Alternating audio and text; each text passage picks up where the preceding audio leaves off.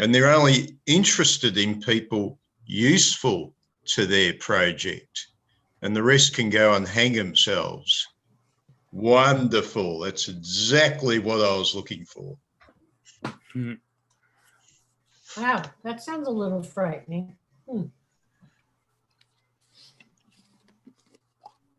That's what they said to the Tyrannosaurus. You lost me. Well, a Tyrannosaurus was once, no longer, but once a being in the world. I understand that. Yeah, yeah. And you'd say, well, that's a little frightening.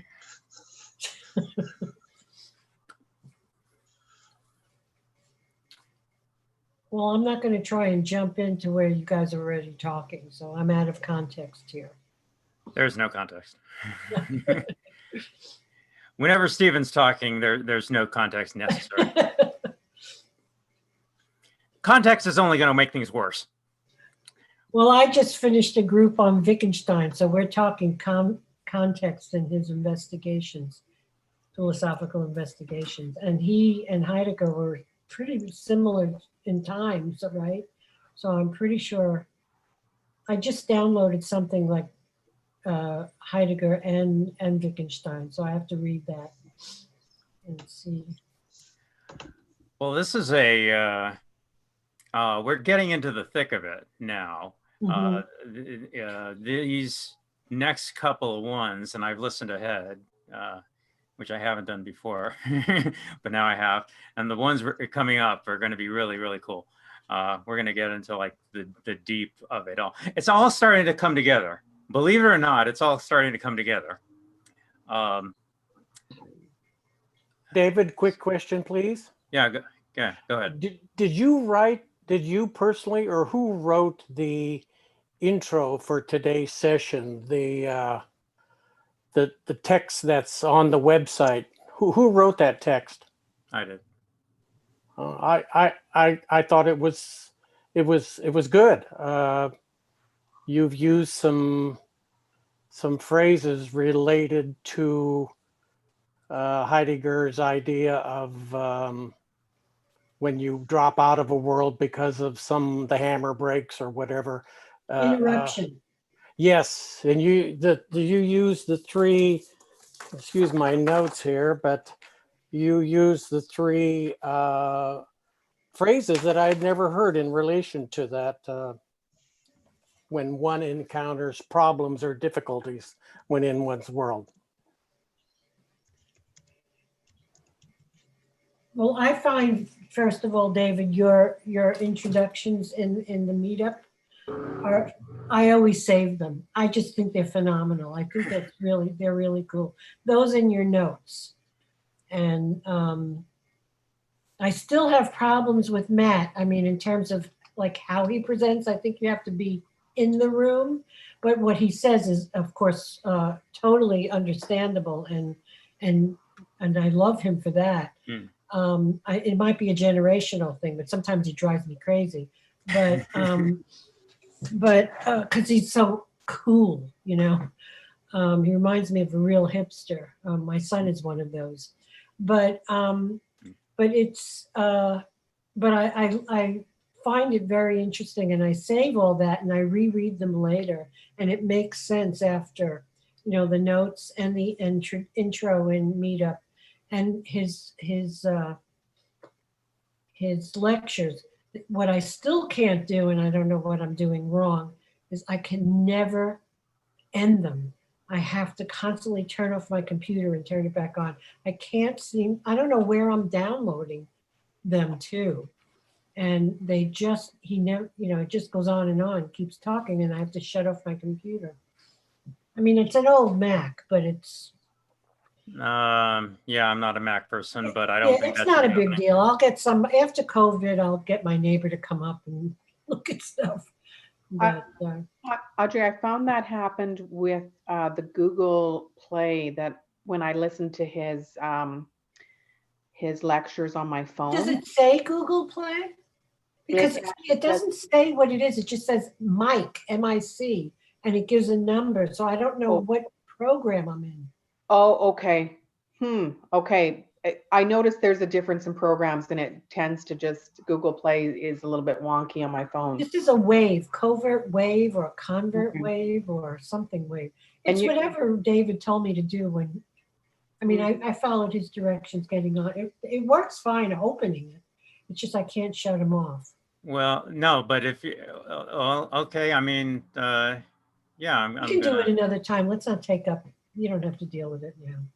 This is my problem with technology. Again, intergenerational shit, you know. I don't mind. I don't mind. Well, I have to add my 2 cents too. I'm loving this group because I was getting a little deterred with some of the philosophy.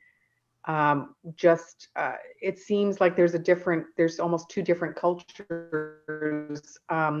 One is where everyone's in this exploration together, and it's really quite fun. And sometimes, people will debate a little bit, and it's all good. And then other times, it almost feels like what Matt described as the 15-year Heidegger people, where there's almost like this elitism, and there isn't the conversation that's encouraged. And so I'm just really enjoying this group because I'm feeling I'm gaining loads. Well, that can be the difference between philosophy and sophistry. A philosopher is a person who pursues knowledge for the love of knowledge. A sophist is a person who pursues knowledge to benefit themselves in other ways, like, for example, prestige. Well, that's definitely true, but it's not all really sophistry because they're not getting paid. Money isn't the only medium of payment. No, well, maybe not. But We're anyway, getting a bit caught up with the 20th century, aren't we? Or 21st century, or maybe we'll throw in the 19th century as well. In the old days, people were actually said the same thing. He said he hated the sophists because they demanded payment for what they were. I mean, it's not the 21st century. Stephen, I see sophistry as being, when people use kind of like fairly meaningless talk to try to refute ideas. I'm not saying that ideas are all good, but I'm saying it's not the reasoned argument about ideas. Sophistry is basically substituting rhetoric and basically important sounding language of some kind, for he can reasoned scream argument. the loudest will win. And it can Well, be it's to screaming, but convince. I'm just saying that I don't think it's. I'm not sure why you were always bringing up sophistry, but the idea of sophistry is very specific. It means a kind of philosophical argument that is not really designed to settle ideas. It's an argument designed to sound better than the previous argument, and the emphasis is on appearance. It's a sham. In other words, a sham of argument. So Stephen, we need Sophistry. to find a better word, because what I seem to identify is that some people are kind of are more attached to the ego and wanting to create distinction and hierarchy by, especially like using references that other people wouldn't know necessarily in the group, sort of to elevate themselves, which is unfortunate, I think, because philosophy is such a cool, to use our Audrey's term, it's just such a unique area where we can explore these questions and be thinkers, really deep thinkers. And why would we want to discourage that or create distance? Why wouldn't we want to capture everybody's ideas? So yeah, it was a little disheartening at times. Sometimes I would come across experiences that were a little different. Sometimes philosophers become unpopular, and I think we'll see a repeat. What was it? The Roman Emperor Domitian was his name? I'm mispronouncing his name. He was the one that exiled all philosophers from Rome. Had enough of them. Bugger off. Don't come back. There's analytical philosophers, and then there's people that want to talk and understand things and debate, but there's people that want to get to, they believe there's this essence and they have to uncover something. And so they overthink everything. And I mean, I don't want to criticize the analytical philosophers, but they're annoying in a group. Oh, the ambition in analytical philosophy is one was positivist, isn't it? Really, it's claiming, well, you know, we're wasting our time with subjectivity. We'll never get anywhere with the subjective, so we'll just stick to the objective. But can it not be said that the analytic philosophers, like them or not, that they are bringing the problem of language to the table, and they want an appreciation of, when we engage in the dialectic, that language is going to be an obstacle if we can't come to an agreement. That's No, I been don't my agree. experience. I mean, I think you're right. I think that's why Wittgenstein actually wrote the Tractatus. How do you say it? Tractatus? I can't even. Tractatus. Tractatus. But he totally, the philosophical investigations turns that around. He learned something and he put things in context, and so he's questioning and changing his mind about the logic behind trying to make. You have to put language in context, but we really shouldn't get lost in Wittgenstein until we understand Heidegger. And then maybe we can have a group where we talk about them both. Yeah, it's nice to have both. Oh, it's nice to have both, but I agree with you, Audrey. I think that what was powerful with Matt's presentations is that he's making them real and tying into people's current knowledge, so they really connect with the ideas.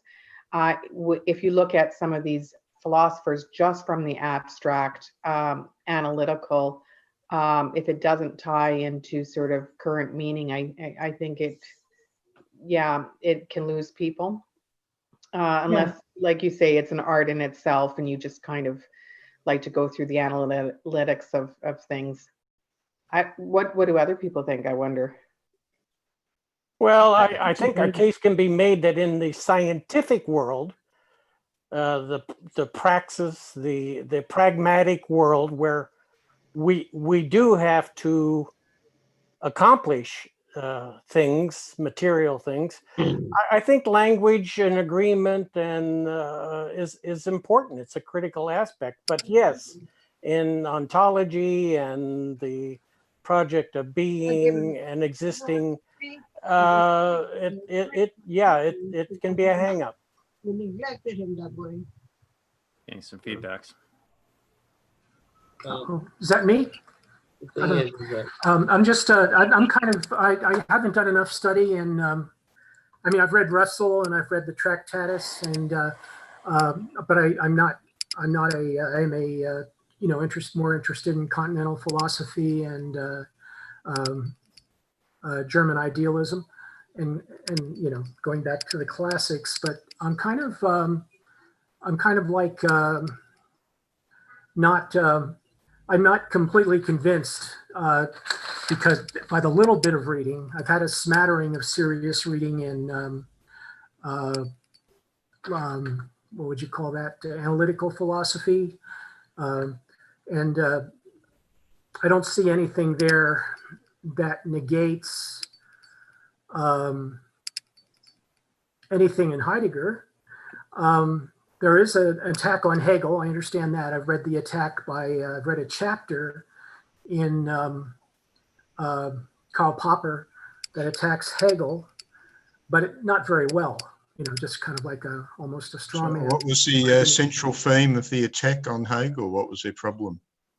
His problem was the logic, that there's nothing in Hegel's logic that doesn't define, that reverses normal logic. And that's probably true, but it's not an argument. It's almost a non-argument. The idea that Hegel didn't revolutionize logic is not really that important. If you want to make the case that some aspect of Hegel's logic is not important, that's fair. But nevertheless, it is a codification of logic.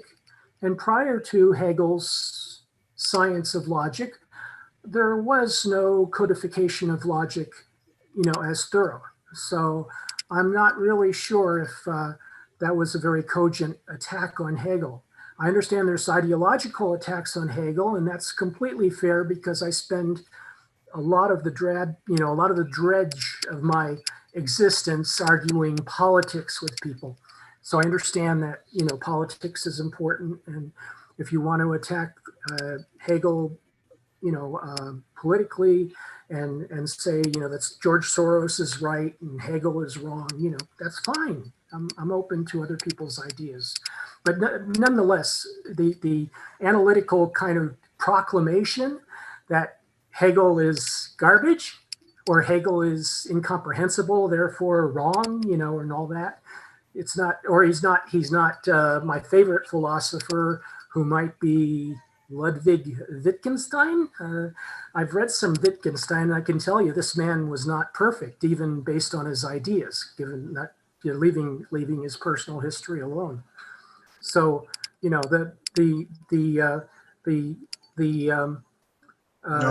So these kind of wars, these philosophy wars, don't necessarily ring true. So what was perhaps given illustration of their problem with Hegel's logic?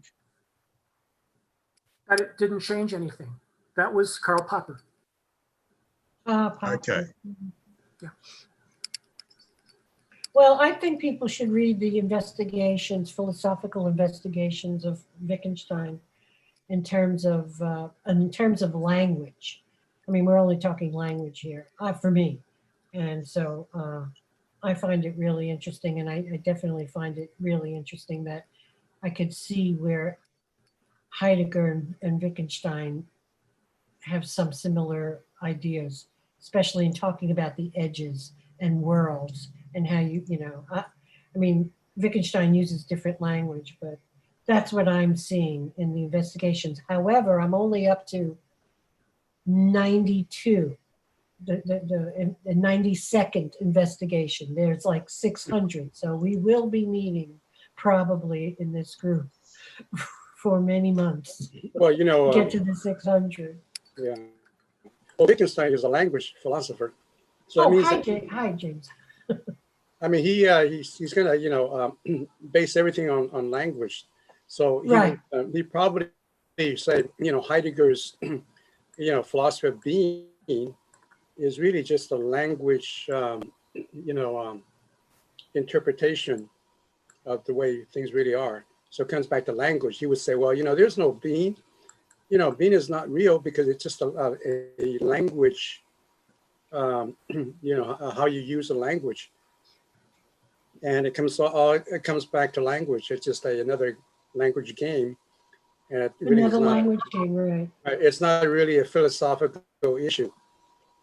I think that we haven't gone to that, but that's my understanding of what Wittgenstein, boils down to. Do you guys think that philosophical investigation? So that's right. Because ultimately it's going to come to hi everyone. Everything is based on language. Do you guys think that we thingify and toolify language, and maybe Wittgenstein's trying to figure out like how we're toolifying it, and how we're and maybe the analytic tradition is trying to figure out like that, is there an overemphasis on toolifying? I don't know exactly what I'm going for here with this, but I think you're right. I think he's trying to say that language is based on use and within context, and to stop looking for the essence. Yeah, the meaning is use kind of thing. Right.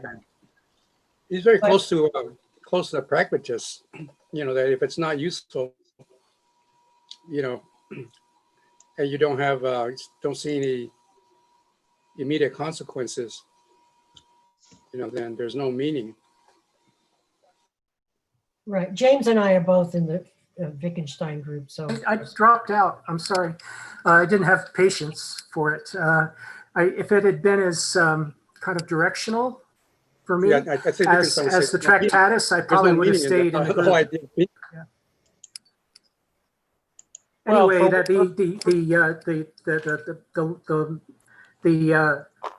the book is a little bit long-winded. It does say things. He's definitely It's the English translation is very clear. It's very simple also. That's a simplicity is lovely.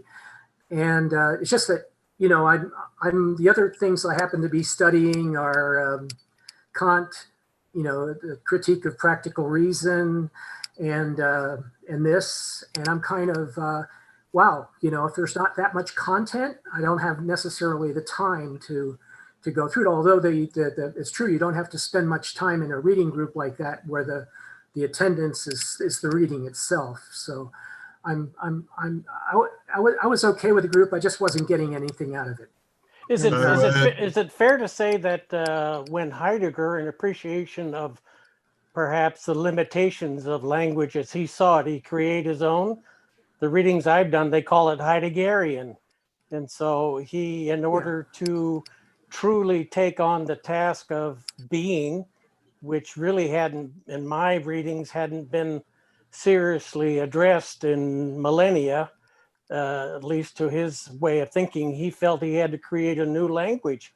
And that explains one of the reasons why reading him is so tough, is you have to learn his language. Does the rest of the group have kind of an appreciation of that or a feel for that? I don't see that he created his own language. I feel all these philosophers are writing really mainly for themselves. So it's very difficult to read. It's not written for the masses. And it's really hard for me anyway. I don't know about other people, but it takes a while to uncover what they're talking about, which makes it more analytical in some way, which is interesting, but I don't see it as a different language, no. Well, okay, anyway, Heidegger went on a different path. Most of philosophy was following, certain paths. Now, Heidegger, sometime around the end of World War I, put his foot down and said, "No more. I'm getting off of this runaway train called history." This is where we are at the moment. We're on the runaway train. And the only demand the public is making, can we go faster towards the cliff edge? And Heidegger's saying, no, stop. How did we get there? What happened in the past 2,500 years of history?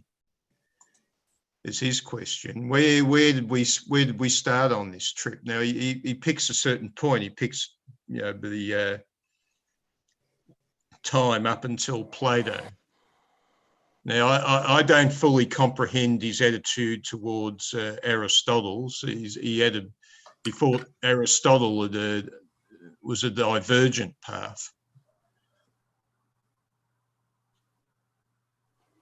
So he's going back before what he sees as Aristotle's divergence.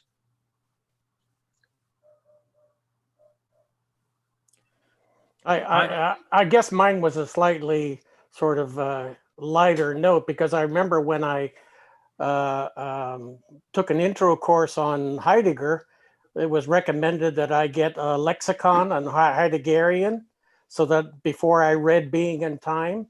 And so all this ready to hand, present in hand, Dasein, yada, which we're going to learn about. And we have my language. Okay. Yeah, that he had to create I'll call it terminology. Yeah, you're right. But that's more like it, terminology or expression rather than a language. Yeah. Well, what I can say is it certainly seems to be getting a lot easier the more you keep going with these Matt Clarka lectures. At first, if you started reading like Heidegger 5 weeks ago, now 5 weeks later, I think it's actually much easier. The paragraphs and sentences haven't gotten any easier. It's just now I understand the terminology and the vocabulary. Yeah, but David, you went to Matt's lectures, so we're talking more than 5 weeks for you, right? But this is the first time I've re-listened to these lectures. Oh, really? You Yeah. weren't in the class? Well, since the day I recorded them, on the day I recorded them. Okay. I find it to be getting a little bit more graspable over time.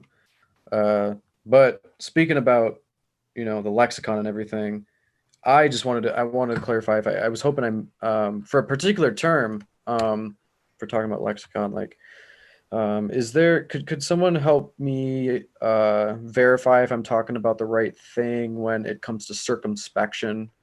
I just wanted to hopefully get this clarified before we go further. With circumspection, if I use the example of as you're driving, like you're using equipment, of course.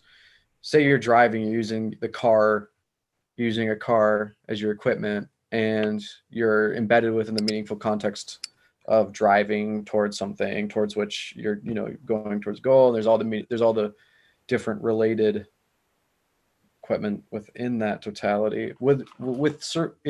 Does he mean by circumspection like your careful use of the car, your attentive use of the steering wheel and the pedals, and checking both ways before you cross a road? Is he saying that that's like how much we hone ourselves in?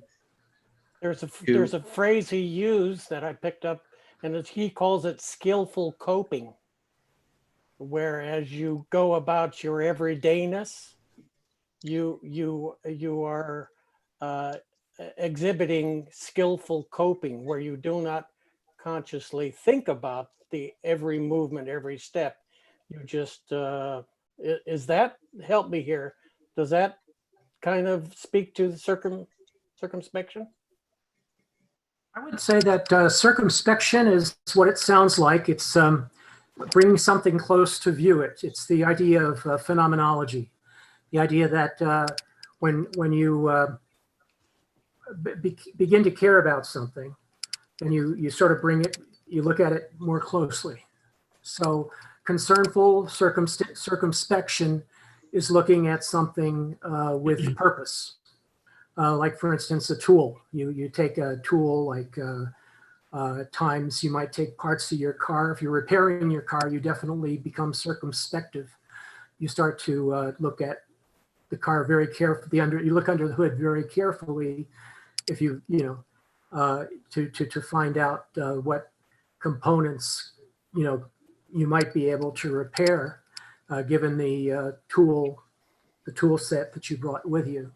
Yeah, so you're starting to hone in, and while you're honing in, your mind is perhaps generating the different.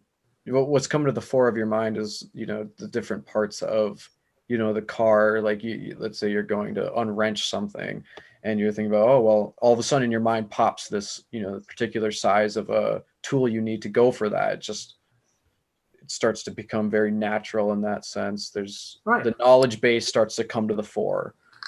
It's a normal, everyday way of being. So you naturally you naturally encounter it in a day-to-day manner. Okay. It's not something that's foreign. I'll probably point out here that your experience of driving a car, mode of transport, let's say, is going to be your being is going to be in a different state, say, compared to a horse and wagon. This is what Heidegger is trying to point out here. Yeah, we're talking about you being a car driver, or your experiences as a car driver. Yeah, it's a mode of transport. But let's take a step back in history to the horse and carts, and there was a different being. Your experience of the worlds was different with two rather different modes of transport. Essentially, they were trying to achieve the same thing, but achieving it in a very different way as well. But the thing that's always been there has been you, the person who's taking the transport, but your experience of being is different due to the different natures of the transport. I'm curious about the context of the word that you're considering, because I'm thinking it could mean everything that people have spoken about, and including what Matt might have described as seeing or seeing. Right. Yeah. And so I'm maybe going to see if I can do a find on the. Did you find it in this week's reading, Tristan? Was this week's reading the same as last week's reading? Oh yeah, I guess it was. Yes. No, Okay, no, this week's reading was chapter Ah, 4. shit. Oh, It was chapter 4 in that's okay. It was the notes that were, I think, the same for these 2 weeks, but not the actual reading. The actual reading was the same for the last 2 No, weeks. the notes were different. Oh, the notes. Oh. Yeah, the notes it's were different. chapter The 4. reading. Okay. book 1, chapter 4. I think it's all within the, you know, we're still at the launching point where like, I remember circumspection being really close to the readiness to hand. Well, this reading is quite different because this reading is about the they, right? David, are we going to talk about the they? That was the idea. Yeah. I think Fred wanted to say something, but I don't know. Fred, do you want to say something? Oh, it might have passed by. I was just going to mention that when I think of circumspection, I think it's useful to go back to the Latin or the German, because the German is Umsicht, and the Latin is roughly the same, which means to look around. And so when in the context of, for example, repairing a car or starting a project to make a cabinet, one of the first things I do is I look at my tools, I look around for which tools I might find useful in that particular project. So it brings the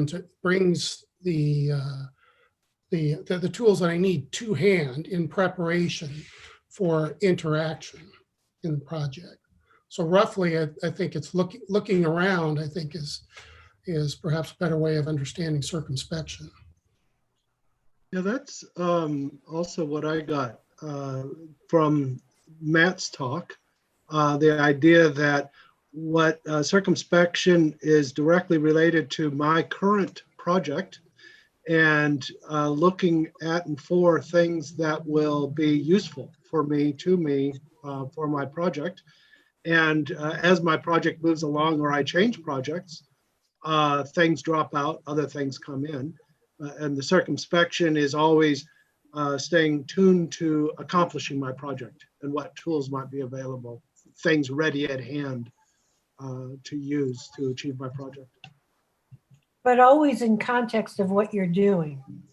Yes. Not yes. not to go outside of that. No, just what the current project is. So it's kind of Right. where your attention is at the moment. Right, right. Which is very interesting how that relates, the trajectory of that, focusing on, say, cabinetry to the they.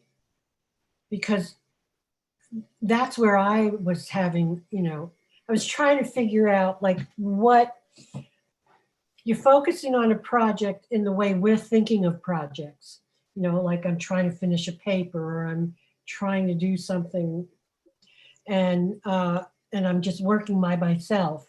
But he's saying, Heidegger, it sounds like he's saying, why am I doing it? What's my intent to do it?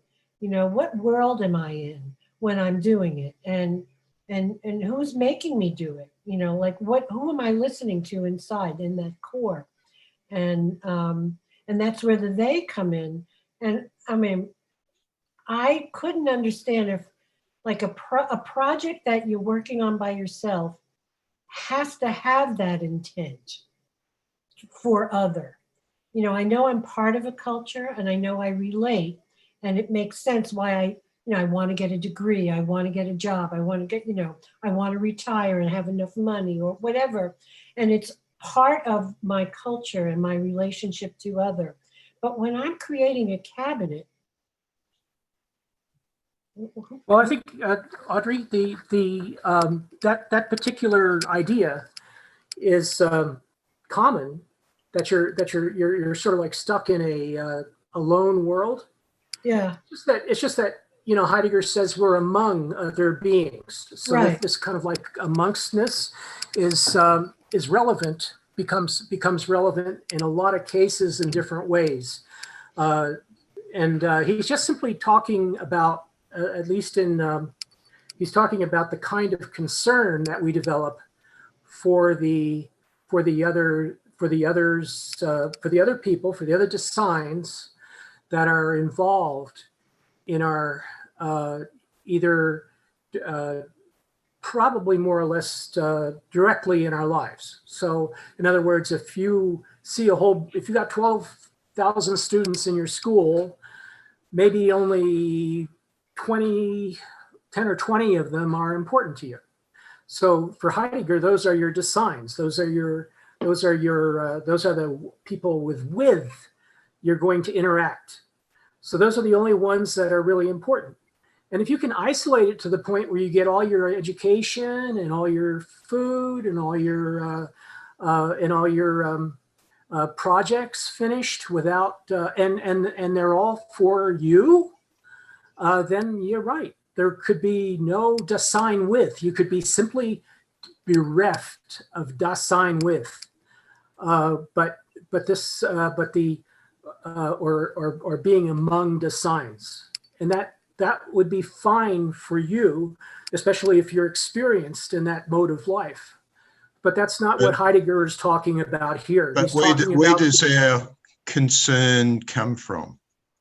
The concern the concern is because it's a similar kind of concern that we have for the world. In other words, we're concerned about the world. We're concerned about different elements of the world, and Dasein is Dasein withs or other Daseins are people that we get concerned about.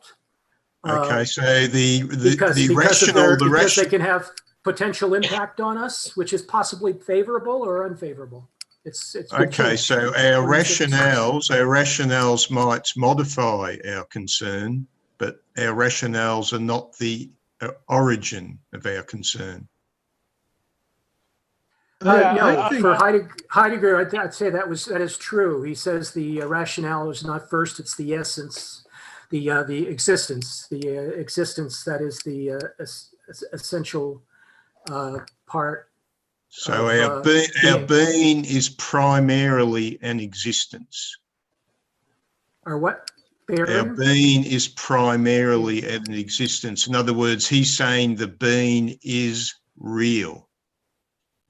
Being is real, it's also constituted in modes of existence.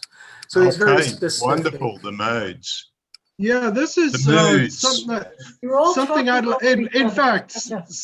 like to suggest is something, and even going back to the cabinet example, two different things that, in my understanding, can be applied. One, any cabinet or thesis or even cooking dinner, as Matt suggested, always has a bigger contribution to an overall project that we're carrying around.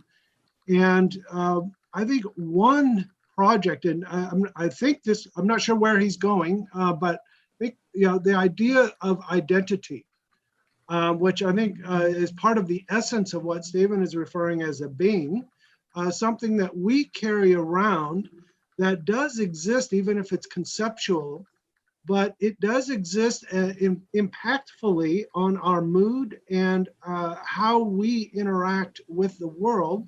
So even when I'm in my garage building my cabinet for myself, I am assessing the quality of my work, and that quality assessment is coming through my culture, through my upbringing, and it provides a self-reflection I have on my identity, right? Absolutely. As a cabinet maker or whatever, right? So, and I'm guessing that he might be going in the direction of, eventually we'll find that, this self doesn't really exist. It only exists in how they perceive us, but in fact, how we perceive how they perceive us, right? But so this identity element, which I don't think he's spoken to specifically yet, it seems to be that's where he's going, and that is an overall project we take from birth to death, as well as things like retirement, spending our life working to save for retirement, as well as getting to the next Saturday and having a good time at the movie or whatever. So We can follow concrete examples down a rat hole, and don't want to necessarily do that. But speaking to Audrey's point about, say, cabinet making, a solitary activity, I might mention that I belong to a Woodworkers Guild and operate within that. And one of the tenets of the Woodworkers Guild is carpentry is a social activity, whether you know it or not, because you have to involve a number of different parties. I mean, to start with, who's going to be using the cabinet now and in the future? Where do the plans come from? Who's going to help you with the cabinet? You have to have a personal interaction with the suppliers of the lumber, the tools, and on and on and on. So I would submit that if you think that an activity is solitary, you need to kind of step back and think a little broader. I totally understand that. And yes, I see it as a cooperative thing, definitely. But I was understanding what Heidegger was saying was that we were trying to fit in. I don't know if cooperation and working with community is the same thing, is the same intent as trying to fit in. It's a little bit different. So, I mean, is it the same as like, oh my God, I want them to think that my cabinet is the best? Is that what he was talking about when he's talking about? Maybe I'm thinking more of Matt's lecture and not so much what paragraph 26. The Dasein with others and everybody being with. That I'm reading on page 232. Maybe, anyway, Fred, that's what I was talking about. That. There is an often unrecognized cultural context in what we do and how we think. And that's true to everything. Again, to beat a dead horse with cabinetry example, it's amazing how much culture influences how you make things. Right. Japanese totally culture has an entirely different approach, which is valid in its own right. Right, and but at the same time, if you're talking about the edges that Heidegger is talking about, from my understanding, you can be very authentic because you are cooperating and you understand that that cooperation is important in creating something that is going to be useful in context. And that's different than I want, my cabinets to be the best. And I think that maybe that's the difference between authentic cabinetry and inauthentic, So if I like that. Kind of just go back over a couple of points here, if I may. Thank you. First of all, on this idea of concern for other Daseins, although I don't mean this in a sort of negative sense, it's my kind of impression that for Heidegger, existence was about primarily that which mattered to us the individual, so the care or concern that the impression I got from the readings was there is a care and concern about that which facilitates my becoming or my project. And to a certain degree, that does include other Daseins.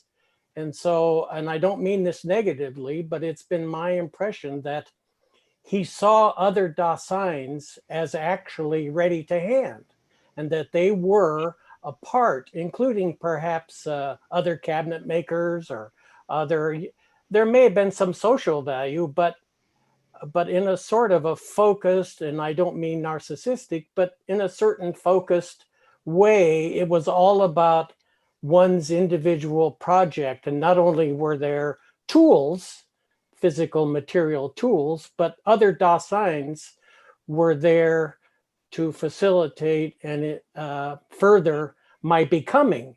And the becoming part, which was in part 2 of Being in Time, that was where he laid out the becoming part. And in there was this project of needing the they, because he recognized that others, the they, existed, but they could be, and I don't want to use the word use because that's kind of pejorative, but they could facilitate an authentic becoming of the self. You can go up on a mountain and you can learn how to make statues and art all by yourself, but you're thrown you're thrown into a culture, you're thrown into society. And if you're going to become, if you're going to construct that which is meaningful to you, it's almost inevitable that you will need other Daseins as part of that project. So that's kind of my impression. Thank you for listening. No, thanks, Terry. Actually, if I can speak to that, because I believe in some cases what he's described, when he's talking of these things, he's describing what actually happens in the unauthentic. So I'm going to put this out there, in the unauthentic way. So people going through, focused on their projects. And yes, indeed, as you said, in fact, using people like objects to facilitate their goals, if you will, their personal objectives. But that the authentic Dasein takes a step out of that, and doesn't sort of get caught along with that. So maybe more people can speak to this, but that was my sense, is that he, as a phenomenologist, was describing what often happens. Yeah, yes, I want to confirm. Don't overlook this point. When we're talking about intents, if I intend to build a cabinet, I find myself associating with other people, but a point that the lecture was trying to bring up is the unintended is what wakes us up. If we have an intent, we're just like a bullet. We're just flying through space and we don't notice anything. It's when we ram into something we didn't intend to ram into that we wake up. And this is the point about being. He's talking about intent or even care as a tool, but then bang, you're going out intending to do something. Or let's say you run into an interesting person. How does that affect your being? So this is, you're coming to know your being in a way that's different from just simply acting out of intent. And our whole Western civilization at the moment is obsessed with intent. But I want to give a heads up to David. I thought he captured your very point, if I may, and then I'll back off when he talked about when they don't fit through conspicuousness, obtrusiveness, or obstinacy. I thought, David, that was a really nice way of characterizing the deficient mode that you frequently hear about in relation to phenomenology and Heidegger. We went over that last week. Okay. I'm not sure if this comes later in the book, but the idea is that you get involved in a kind of like a deficient mode of reacting to an already always understanding of Dasein with. So you have a kind of like a built-in mode of reacting to Dasein with, which has a lot to do with thrownness. Something to do with your particular capacity to do discourse, perhaps, or incapacity to do discourse, and also perhaps simply not enough understanding of the modes of being and the modes of being with others. So you have this kind of like deficient Dasein with. And this can cause you a lot of problems in exactly the kind of situation you're talking about, Stephen, because it comes up, because it's an already always presentation, you're always bringing up the same mode of being again and again, almost without fail. So I think Heidegger's work here is a way to kind of like bridge those gaps. It's a way to find roads that have led you to this point. You're already always modes of being, and your possible futuristic self, your self that could lie on your authentic horizon. What I find interesting with this whole idea is that we're thrown into this world, so there's a lot of sort of pre-understood how things should lay out, more or less. And yet, like you were speaking to, Stephen, that things can, sometimes those anomalies will create an awakening of, wait, I have to stop and sort of reassess or maybe think more on this. What I find interesting about this is that if it's too far out of your realm, you may not even recognize it, or you might just see it and discount it. Like if I was using a totally different method of exploring Heidegger, some people might go down the path with me, and other people would say, I don't get what she's talking about. I have to disengage, right?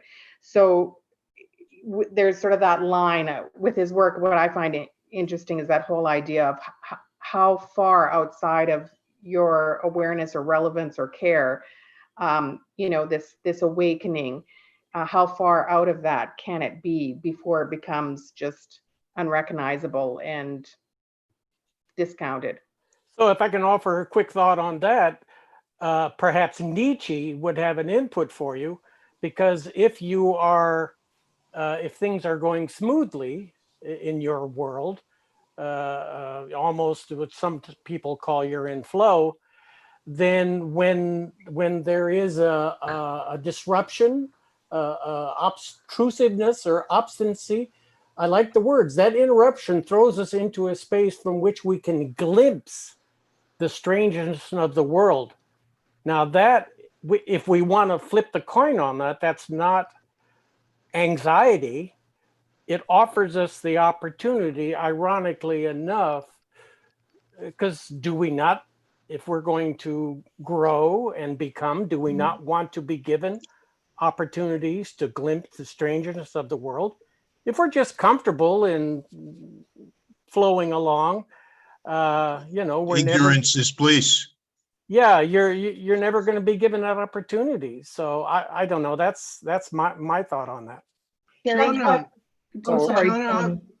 sorry. Just very quickly, with Nietzsche was the one that basically gave attention to the glimpse of strangeness. Is that Nietzsche that you were? That would be him. He actually, that which doesn't kill me makes me stronger. Yeah. That was his. Speaking to Shauna's question, I think that also, I think you bring up a good point, Shauna, that when these opportunities, these breaks, these inconsistencies occur, that doesn't always break our flow, right? And I think there's two, and I think what you're bringing, identifying is you also need to be ready and capable and interested, right? I suspect there is a lot of breakage that happens in people's lives that are missed opportunities just because they're not open, they're not ready, they're focused on achieving a goal. And so you get into rationalizing why that happened or why they said that, or ignoring and moving along. And I think two strong and different drivers. One is a flow, as you mentioned, Terry, that if you're, and if it's lazy or you're just really into it, right, you might miss certain things. And I think another is, in fact, anxiety and fear. That if we get into a breakage and we're not ready, we're not capable, we're just not open to it because of anxiety or fear that might be in us, where we will more or less ignore it or label it something else or rationalize it and move along. So I've always had that sense that all the way through our life, we've got breakages, but we don't get them, we don't catch on to them. It's our own personal path. And different people get, the opportunity, seize the opportunity when it's right for them. I'm sorry I have to say this, but that which doesn't kill me makes me stronger. So what? No, what but do I you was going to think? say, Terry and Charlie, I agree with you, but you know, the biggest problem here is for people that think that failure is impossible. In other words, there's a cultural meme, you know, that failure is avoidable, is completely avoidable, and that no one should ever fail.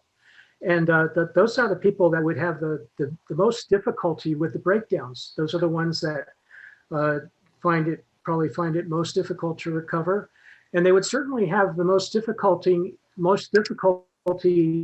in encountering this part of the philosophy, or part of philosophy in general. This is an old, time-tested, classic part of philosophy, that humans are breakable, that humans are fallible, that reason is not perfect. And that I think Kant, in a way, tried to refute that. That within limits, Kant tried to posit that within limits, reason was infallible. That once you pose the proper limits, you could have infallible reason, and that's you know. So people began to believe that, at least for a long time. But the idea that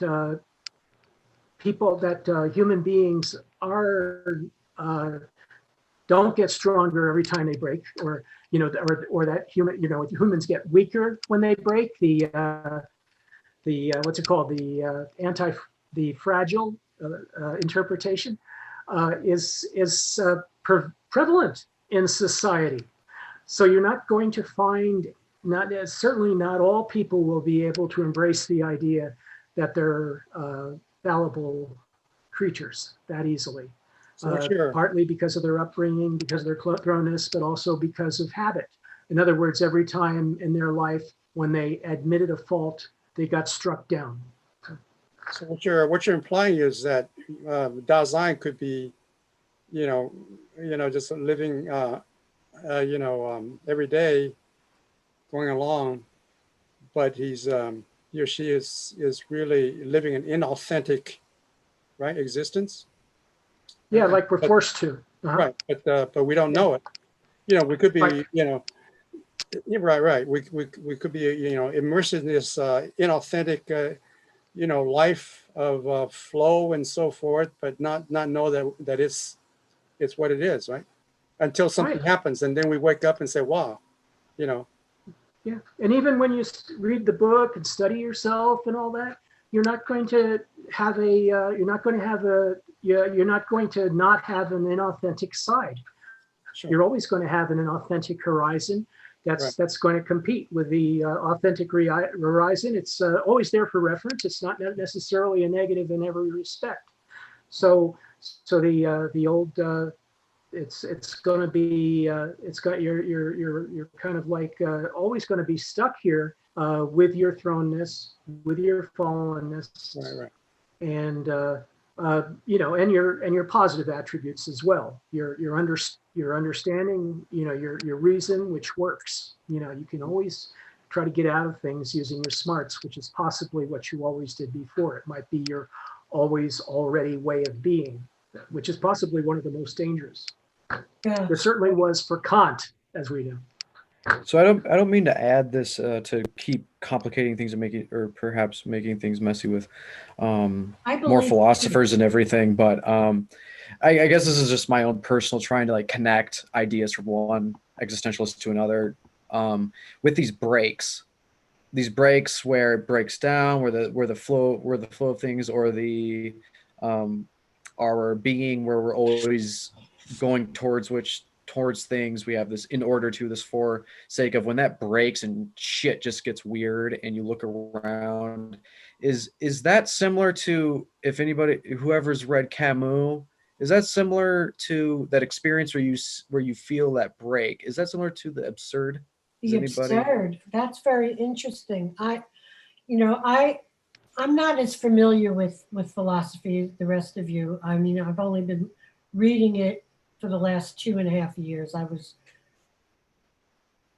I used to just work with poverty, people that had poverty, and I always felt I could help them, and this whole privilege kind of crap going on with me. But and then I studied history. But philosophy, I took one class as an undergraduate, and it was Hannah Arendt. And it's too bad Dowdy didn't come here. He was he's a person that is very familiar with her.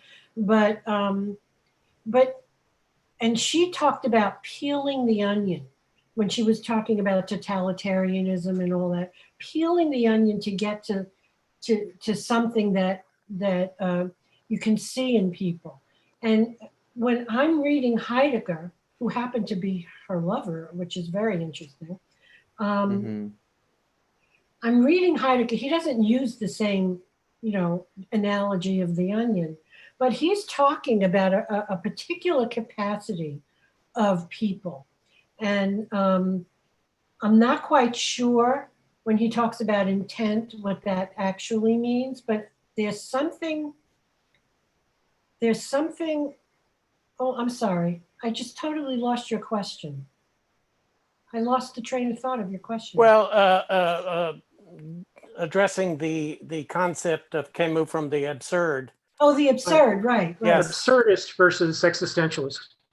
Right, right. But there is something about how things are unexpected and you either accept it or you don't, and you can embrace the absurd, which to me is, Heidegger embraced the edges of looking at something where. Yeah, it sounds like an edge kind of thing. Right, and I'm not. I find that the whole notion of absurd and looking at life and trying to be authentic from those edges are similar, only it's different terminology, and there's a trajectory to get from one to the other.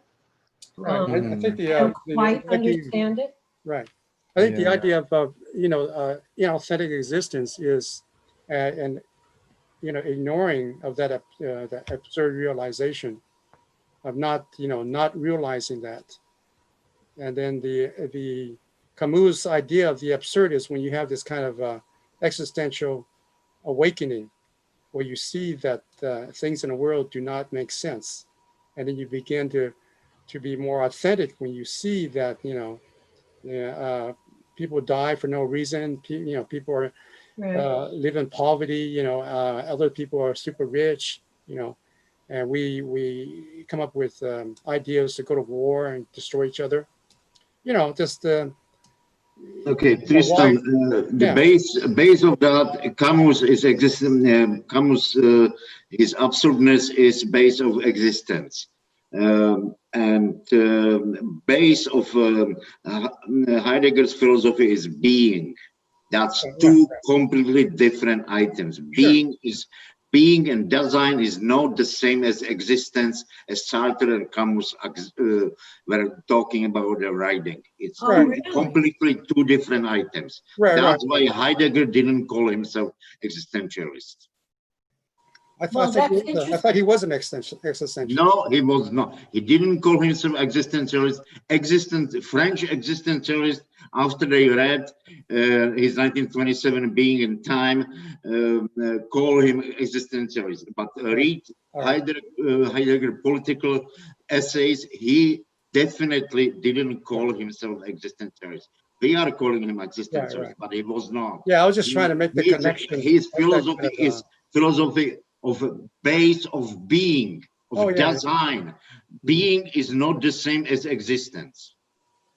It seems like if you go to the absurd, though, and you see reality in this all of a sudden the onion peels back and you're looking at everything and there's all these colors in front of you and all these forms and objects and furniture and trees and nature environment, but all of a sudden all those words fall back and it looks just, it really looks insane. When this is I guess coming from my experience, and then you see that it's like a desert of strangeness, but then you pivot and do a 180 and you return and you look back at what used to be familiar to you, and you're going to have to go back to what used to be familiar to you. Wouldn't that be like a kind of fringe area where you perhaps Heidegger ventured to where he looked at the Dasein structure? Albert Camus is definitely closer to Heidegger than Sartre ever was. Yes, you are thinking very correctly. It's close, but it's not the same. He's definitely closer than with that. But I don't think, at least I never had when I read Camus, but that's 40 years ago. Everything for me. I had that feeling, but when I started later on reading Heidegger, I think that I try, and I'm still trying. I think there will be a process to end of my days to get inside his head as much as possible and to try to understand the being of design that's before existence. That's the difference between Sartre and Heidegger. Sartre said very clearly, existence before essence. No, I don't believe that Heidegger thought that, and I don't think that that's correct. Dasein is our being. No, it has nothing to do with our material or consciousness existence. It's the being. Try to go farther. I'm sorry, I really don't understand. I mean, I find that very I know interesting. that 99% of people don't understand. I know that. Okay, and I don't mind being called one of the masses, but I'd like to understand. So how, because the fringes that Heidegger talks about and authenticity seems to, and talking about that gap, that interruption that makes us, you have that moment of opportunity to embrace something. Why is that different than Camus' The Absurd? I mean, it seems like I don't really. Well, because Camus probably got there, but I don't know enough about that. He died a little bit too young, and I don't think that you can get there with trying to also sell and write the novels. He got very close, but you are still limited with writing a novel which somebody else can read to try to. That's why Heidegger, as you call that, invented his own language. I don't call it a language. I would call it, as I think that whoever it was, terminology. Lexicon. That it was Lexicon. his expressions more than because it's very difficult to explain that being is before existence. Okay. Paul, Paul, can try. Thanks, just for my own clarification. Thanks, James. So what I'm understanding, I get the part that Heidegger is basically talking about being, which is a prerequisite for understanding existence. It's before then, it's primordial. So correct. I'm now trying to connect it to the two experiences that Tristan brought up and Audrey expanded on. So because in Camus' Absurd, it's talking about existence, it's referring back to the experience of the lived life. Because Camus makes that link, therefore it's about existence and it's existential. If Camus, instead of that, said, how does this speak to how my expression of being, how does this explain my beingness, then it would be more Heidegger's line. Is that kind of the distinction? Yes, yes, correct. I feel like Camus was just trying to teeter on that edge point, that break point. And he wanted to stay there and just get he wanted to like sink into the weird. And then I don't know if anybody's ever heard of Gregory Sadler on YouTube. He's like a lecturer from Milwaukee. He professor. Then he talks about how Camus in his own way tries to create like an ethic out of it and like how you could go and live your life as an absurd human being. But I guess I just wanted to, with what I brought up earlier, is just about like, is the absurd kind of that initial place that existentialists try to venture out to, and then they look back and then it's up to them where they want to bring the project. Like then Heidegger goes and creates an ontological schematic. So if I can offer, I don't really know, but yeah. So if I can offer kind of a contrast, and it's wide open to comment, please cut in here. No problem. But my appreciation of the kind of like the difference in Camus and Heidegger. Heidegger, in my understanding, he was about fate and he was about engaging, going forward, and that was his project in Becoming, to engage in a project that which matters and which is of concern to you in your becoming. Your authentic self is to discover a meaning and a purpose, and to go forward in an authentic way, not necessarily to become the herd or the they, but perhaps, allow them to facilitate your becoming. But there was a direction, my understanding or my impression of Heidegger, and that direction was to go forward and to become in an authentic way, not to become what you were destined to be because of those around you. Now, Camus, in my understanding in Camus of the concept of the absurd, there is no meaning. You're not given. He was an atheist, and didn't believe that God gave you a purpose or a destiny, that you can use Heidegger's concept of thrownness, but you were born without an authentic, or if it's there, it's up to you to discover it, but there isn't a meaning and a purpose. One has to go out and literally discover and create that meaning and purpose. So the absurd says there isn't, which is a response to religion. Religion, God gives you a meaning and a purpose, but Camus, who was an atheist, said, no, that's not the case. Existentialists say and so the way Sartre talked about this, he was being the self and being for the self. So the two selves that Sartre put forward for us was the self we are, which is the facticity, which was Heidegger's phrase. The self that we are, that's in itself. So Sartre says the in itself is you, what you're born with, your capabilities, your intelligence. And the for itself was the classic existential idea of becoming.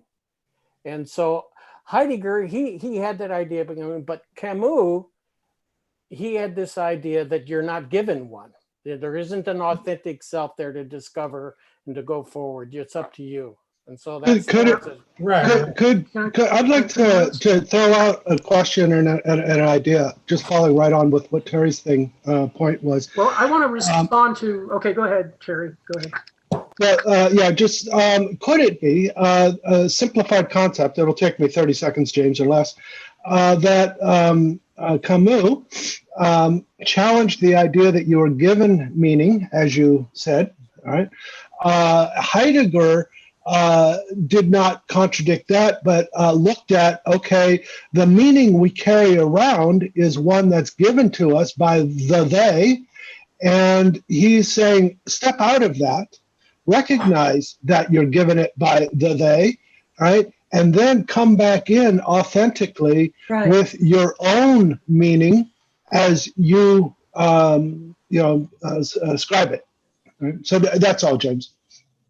Okay, I just wanted to kind of attack both of these.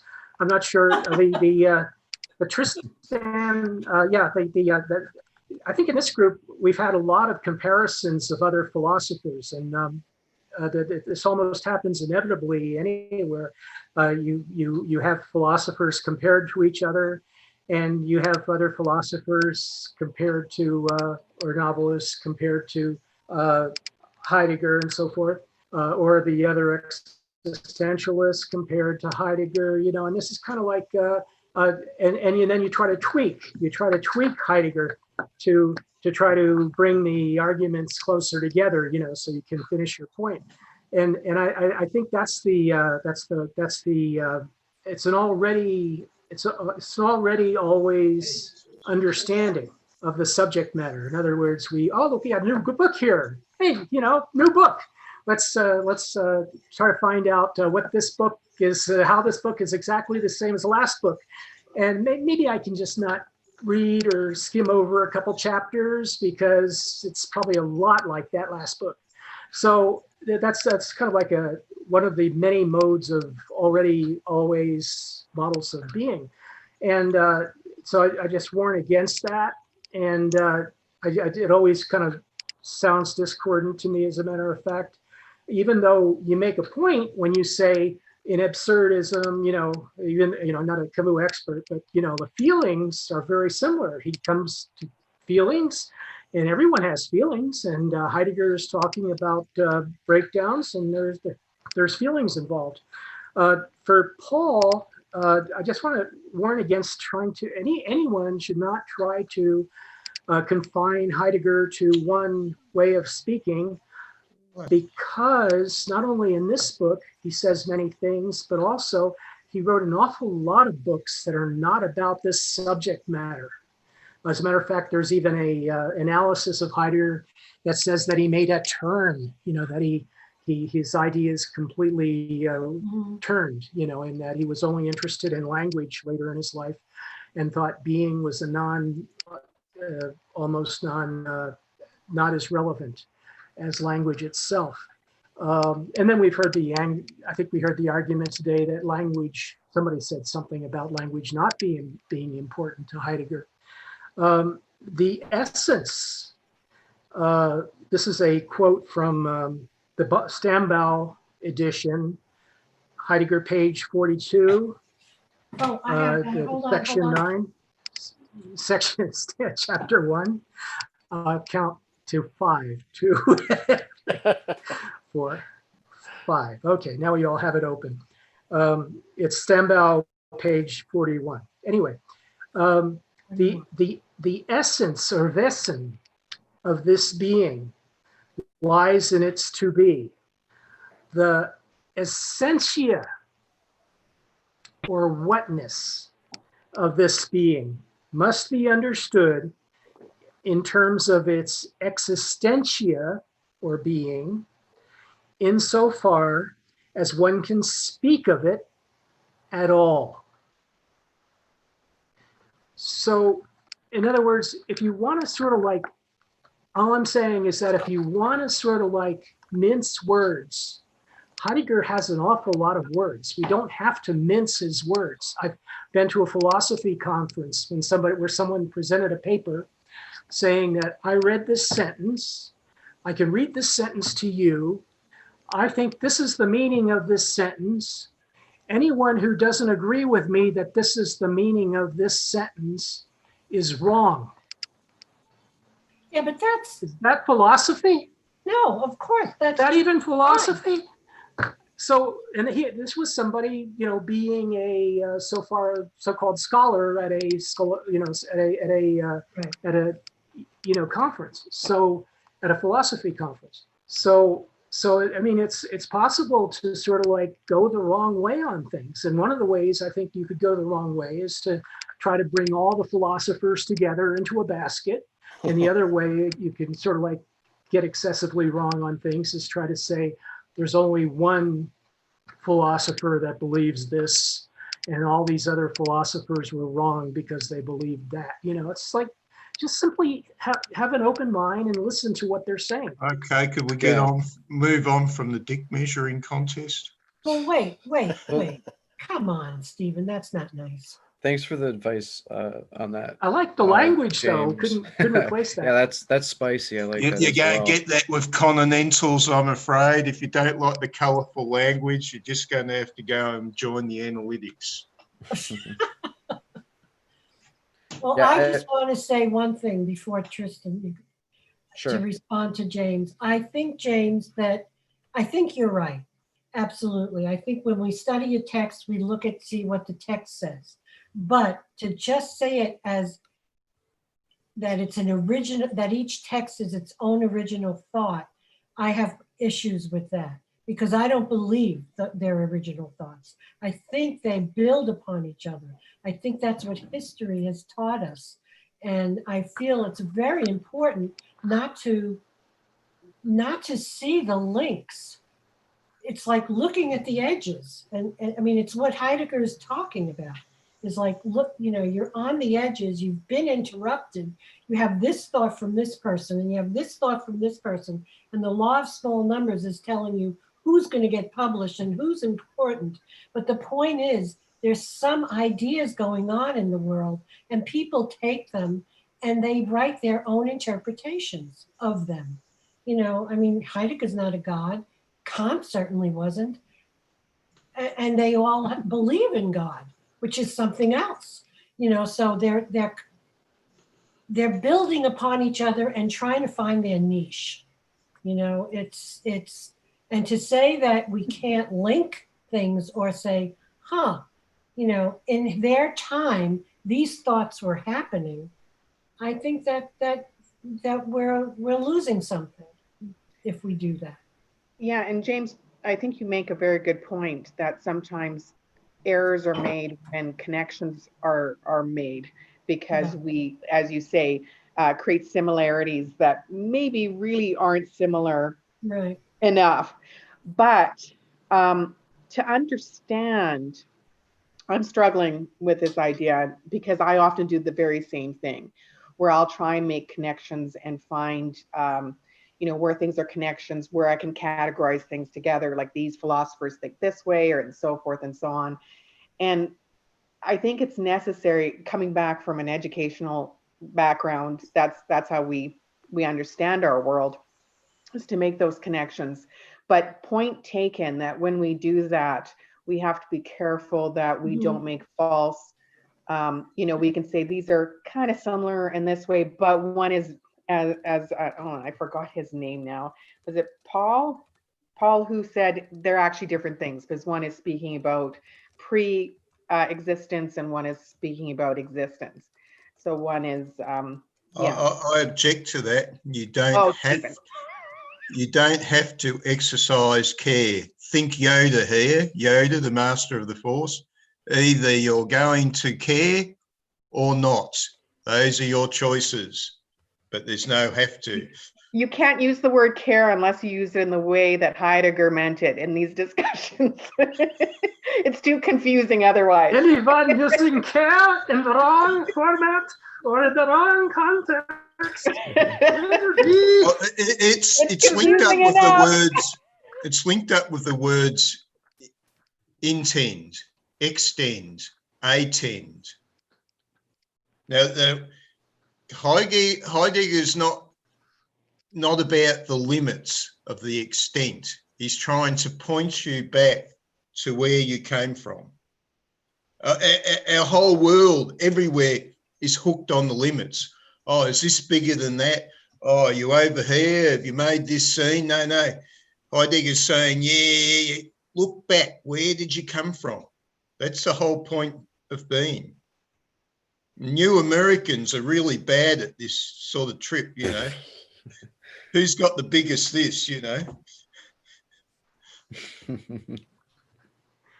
Unfortunately, us primitive Australians are still a little bit with the wilderness. You see, we haven't reached your level of sophistication.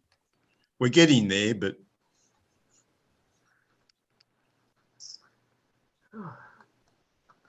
attend, the word attend, actually in Romanian means to care, because Romanian derives from Latin. Intend, extend. So that's it. The intention, we have an aim, an ambition. We extend, we're tripping with that ambition. And Heidegger's pointing out, yes, it's the unintended. He's making a big issue of the unintended and how the unintended forces us to look back at our own being. Which happens to be an old religious idea, right, Stephen? Oh, which religion is that? I think it was really big in Christianity. Buddhism, absolutely. It's from Buddhism. Oh yeah, you pull the rug from under you, and you have you have this gap, and you can see things clearly. You need that gap, Otherwise, you're just flowing along, and you're not paying attention. It's Well- like you're walking through you're taking a camping trip with your friends and you're just walking around. But until you stop and see that unusual flower coming up from, and you stop and you go, oh, it's an aha moment. Those aha moments are the interruptions that I see Heidegger talking about. If he made a warning, he's warning you not to devalue your being, not to forget your being, because there's forces in the world that are always trying to do this, and these forces are external to yourself. And they represent a threat, because not everything in the world is your friend. And it's because the future is what is always at stake for us as humans. It's always that says it's not the future. Maybe we have a philosophy that says that the now is Breaking up. more important, but the now is always reinvent, having a new invention. So it's the Kierkegaard is very concerned with this notion of fallibility. He was Christian. He was a Christian. He was making a Christian argument for developing a philosophy of freedom out of fallibility. Go ahead. Hey, James, you cut out for about a minute. Would you mind? Oh crap! Really? Yeah, you cut out. Yes, James, there's evil forces at work, and you were saying something significant, and their word program picked it up and said, we've got to stop him. Okay, I'm going to look at my green screen. I got 5 letters, A, B, C, D, E. Did anyone not hear 5 letters? Yes, we're right. We're right at the moment. Okay. We're good. So anyway, Okay so I guess what I was talking about was Soren Kierkegaard, and he wrote extensively about fallibility and how it was a Christian concept, and he was very concerned about his fallibility before God, before the image of God, and how it was affecting all his decisions and the conditioning of our lives individually. So there you go, Stephen. Soren Kierkegaard. I have a question for the group, something that came to mind as, for whatever reason, it came out this week. But I was thinking of this concept of how to be a good philosopher, and what are some of the prerequisites, not only for being a good philosopher, but even understanding Heidegger. And it made me think of how do we live as individuals? If we live in certain ways, we may not even be able to, Heidegger's concepts might be out of the relevance of people's understanding, out of people's understanding outside of their relevance in their lives. So, and partly this came about because I remember going through some counseling coursework, and one of the courses was learning your own biases, so that you could differentiate what was actually your client's and what was yours, and locating yourself. And so I thought, in a similar way, does a person need to locate themselves as a philosopher? Do they need to know, as Heidegger would say, taking a step out of thrown in to the world as it is, the culture, the they self, how that's embedded in what we do. Do we need, as a prerequisite to be good philosophers, that ability to step outside ourselves and do as Heidegger has said? Yes. Paul succinct. Paul says Hey, yes. it's a free world. I mean, I know people that follow Kant, although some of them follow both Kant and a number of other philosophers, and some of them follow Kant plus analytic philosophy. So Kant plus, in other words. So there is that's called neo-Kantianism, if you will. Yeah. So so you can have basically, and you can be a classicist. a lot of people just stop with Plato. Was it good? Was it bad? Was it right? And so forth. Or you can be a Stoic. I was in a Stoic group, and in the Stoic group, you just follow the Stoic philosophy. It's not a study of philosophy as much as an explication of Stoicism and using values as a guide to daily life type of thing. So that whatever you decide to do, it's different strokes for different folks. And you study whatever intrigues you. You study whatever your friends are studying. Maybe that's all of that is perfectly okay. And I never want to be a good philosopher. I don't want to be a good I just want to understand things that have affected my life and the people around me. And philosophy is a big part of that. And I'm sorry I didn't study it in school, because I could have, at least built upon it in some way. But I find it interesting that there's such a difference in Western philosophy and Eastern philosophy, and there really isn't in a lot of it. Heidegger is a very Western philosopher, but he has a lot of the same. One of his like heroes is Heraclitus. Is it Heraclitus or Heraclitus? How do you say it? Heraclitus, yeah.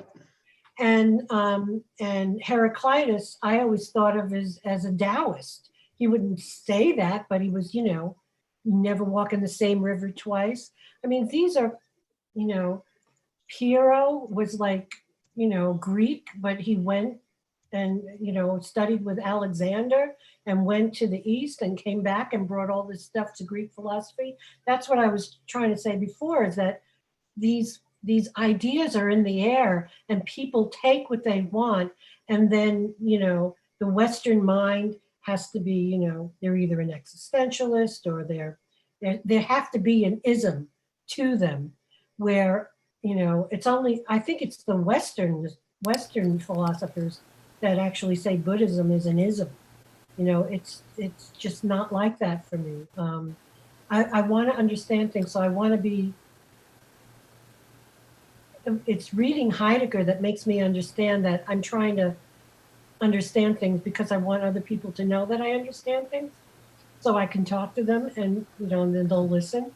But so my intention is weird, and I question that authenticity. I'd like to offer, Shauna, not being a philosopher myself, just being somebody interested in philosophy, not being academic. At uni, I think I took a few philosophy courses, but I'm not academically involved at all.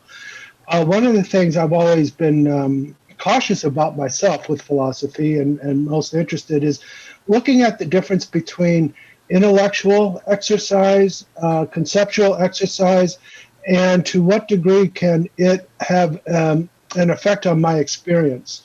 So I always try to pay attention to the experiential impact versus simply an analytical, I don't want to say that word analytical, but simply an intellectual debate or understanding that doesn't truly affect my experience in the world. Now, I don't, personally, I have no problem with people that really have no interest in the change in experience. I don't want to give that impression, but I always try to make that distinction with myself, and that's, as a non-academician person interested in philosophy, I look at, okay, what impact will this have to me in my life and in my experience? Yeah, I It was also curious. helps people my age not get Alzheimer's, because we're working with the brain trying to understand all these guys. New neural connections. Well, I'm curious with Heidegger, if it's necessary just for Heidegger, but to have this idea that we've come into a world that's been largely created for us, and it's created this a foundation that can both help and harm if we're not able to get away from it when we need to. And so that's where I was curious of, is that an essential is Heidegger's work essential for us to, and when I said a good philosopher, not necessarily the academic philosopher, but just a good thinker who can really, you know, ask big questions and get into things deeper. But yeah, I have to say, a bit before I read Heidegger, I already felt that there was a lot of, from a psychological, sociological perspective, I felt that there was a lot of cultural, you know, dictation on how we are, and that things are contrived in many ways. And so Heidegger was just an extension of that. So I was curious people's thoughts on that. Thank you for your responses. Well, I think we should talk about math. Yeah, and that's kind of good. I'm sorry, James. Did I interrupt you? I didn't mean to.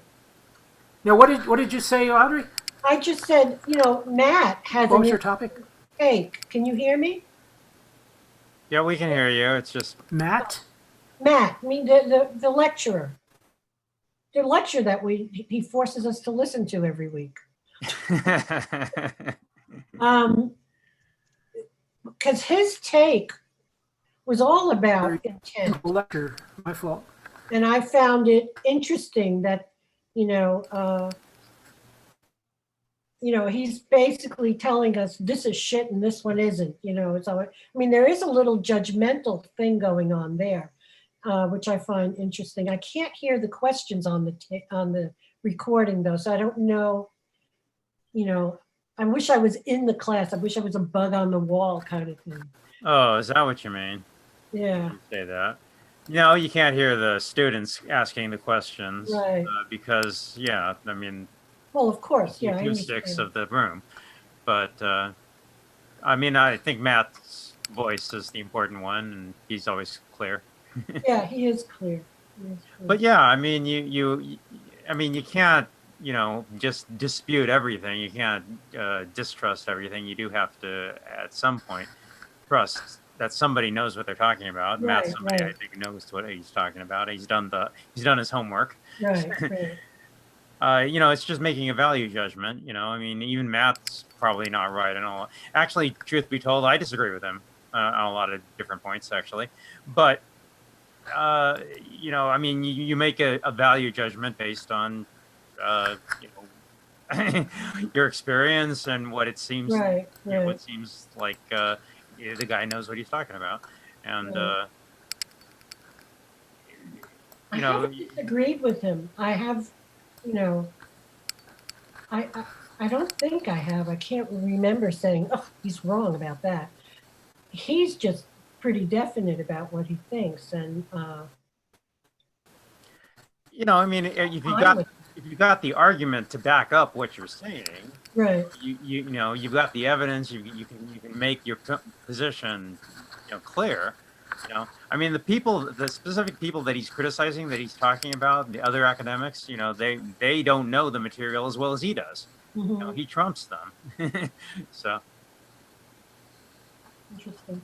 And the people that I read are the same way. I would put Kenneth Smith in that category. I would put some of the other people that I read in those categories. Philip Reeve.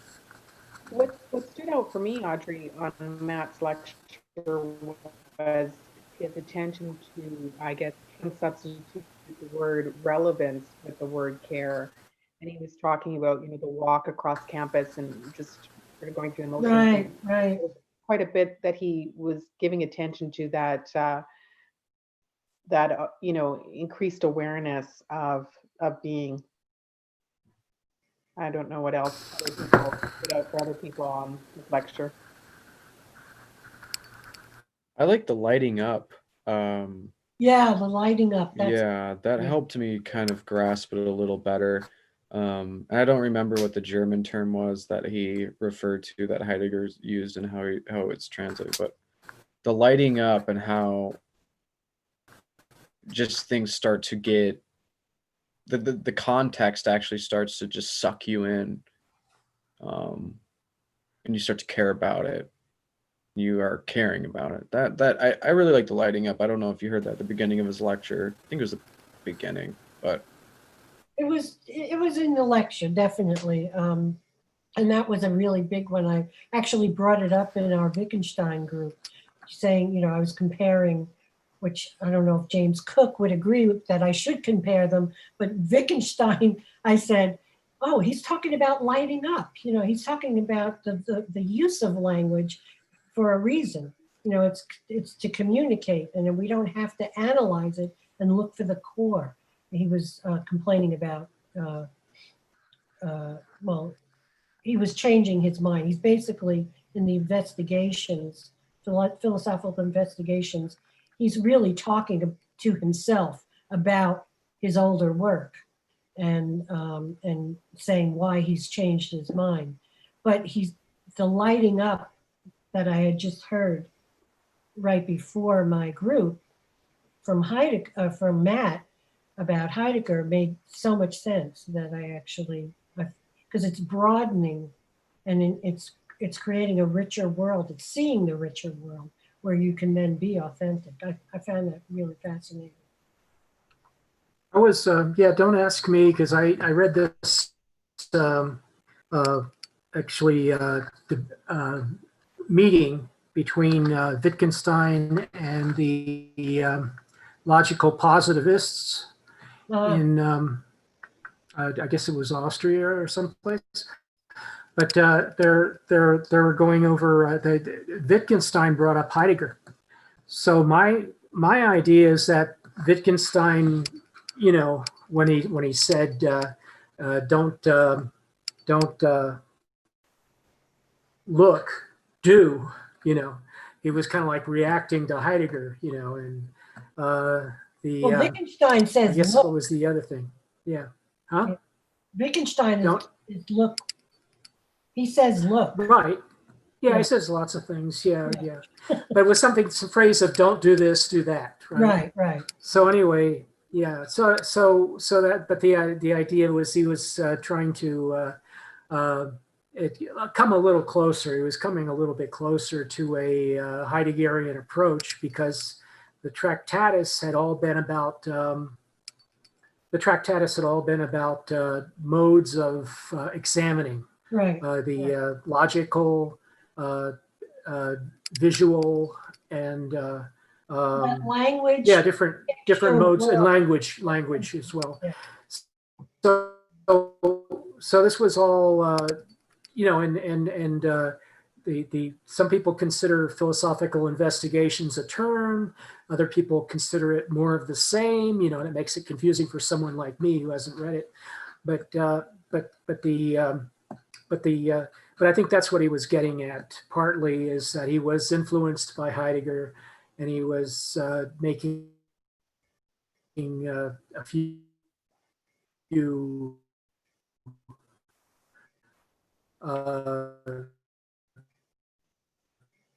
concernful statements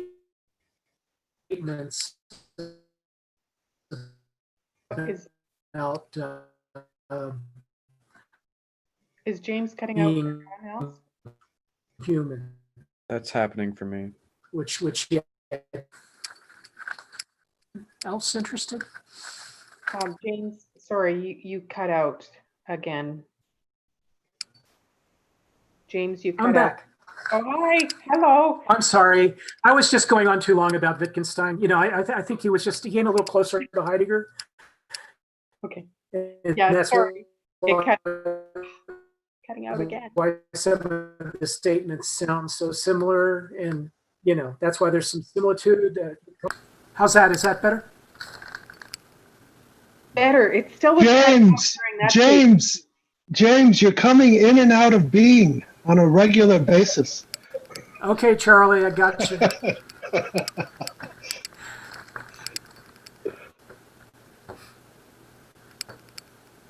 Well, I'm sort of gone. I was just commenting about, one of these peripheral, philosophers that's definitely peripheral to existentialism, peripheral to, being in time, somebody who read Being in Time. That's all I was stating, is that he did read Being in Time.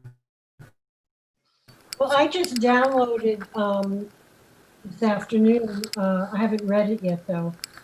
Something called Groundless Grounds, a study of Wittgenstein and Heidegger.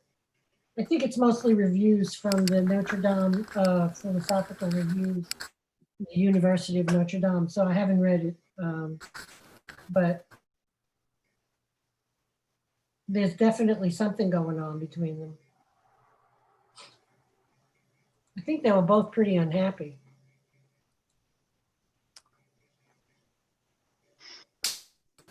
You think that Heidegger was unhappy? Yes, I do. He had Hannah Arendt was visiting him until end of his days. I think that he was pretty happy with her. Oh, well, when he was thrown out, I mean, after he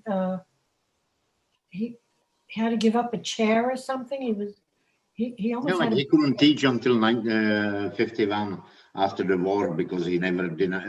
Right. We all know the history. Yeah. But for me, it's amazing that he was so-called Nazi. It means that his Nazism was very difficult to. I think that he made just fun of them after 1 year. But Hannah Arendt was German Jew like no other, and she was his lover, his love of his life. He was married still. He had two sons, and he was with her all that time when he was in. Even worse, he was a human. And there's definitely some aspects of the universe that got a serious issue with these humans.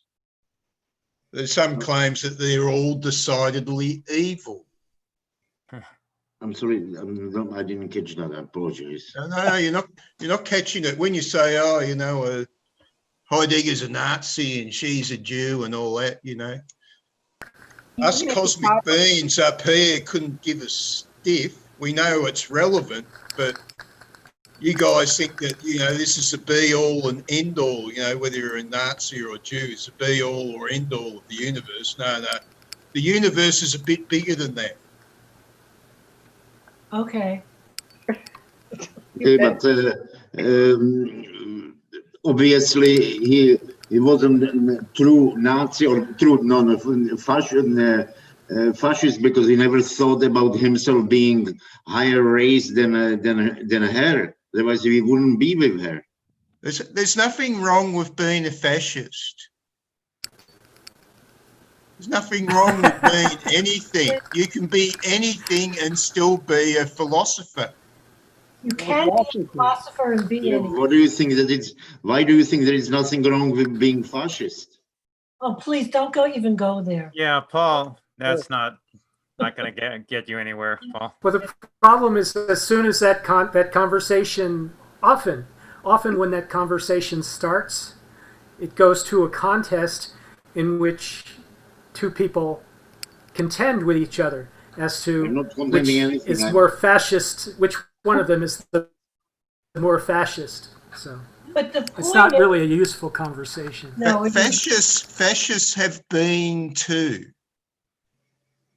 Doesn't matter who you are, you're all contending with being. Very good, Stephen. Audrey, what were you going to say? I'd like to know how everybody gets a different background. I have my bedroom window. I can't find, I'd like to know how to get a background. If you go into the stop video at the bottom in there, there's a selection. It'll say select a camera, choose a virtual background is what you're going to do. My computer might be too old. No, you probably can do it. Yeah, that's better. That sounded good. So the question is, Jane, which comes first, being or existing? Well, that's a really important question, but I think formally, it's almost academic. I think, and that's just my opinion, because Aristotle said it was being, is the metaphysical principle is being, and he didn't call it existence. But we all know that the verb is right for being. Right. So the verb is so if how can we say something exists if it isn't? So in other words, how are these like contradictory terms that we can weigh as one? How can we say one of these words is more primordial than the other? Yeah, because Aristotle posited the existence of God first, right? That's why for him existence exists, is it?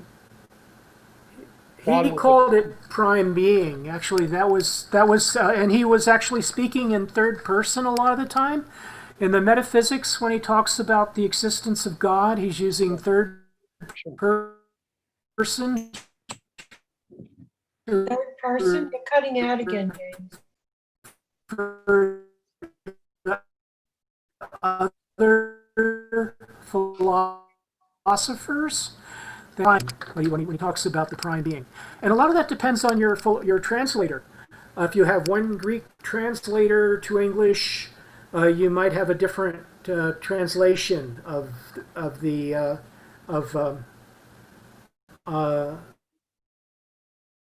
what is it? Ontos, being. Right. So. James, we cannot hear you. I'm sorry. Yeah, you're cutting out again, James. I think coming in and out of being. I don't quite recall, but I think being in time, existence actually has a very kind of specified use for Heidegger. I don't remember what it was though. What's that? Depending on which happens to be existence.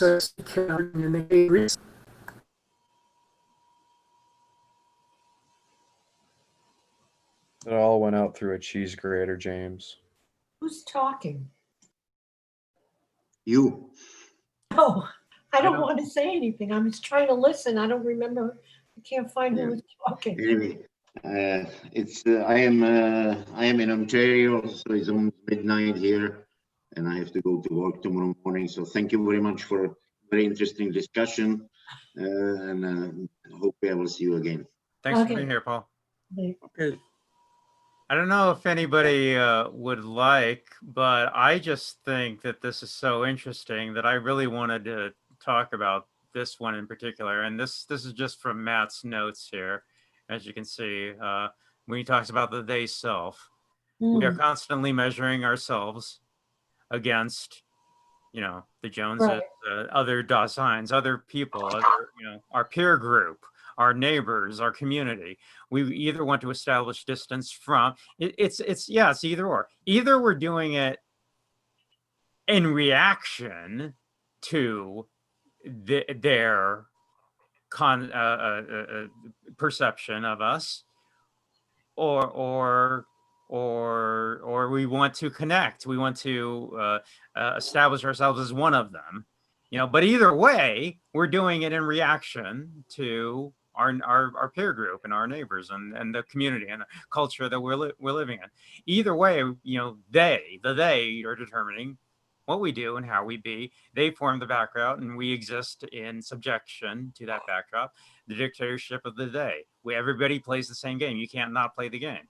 And the they itself articulates the referential context of significance, cultural determinism. We can't make a move without the basic contours of the move already being given to us. And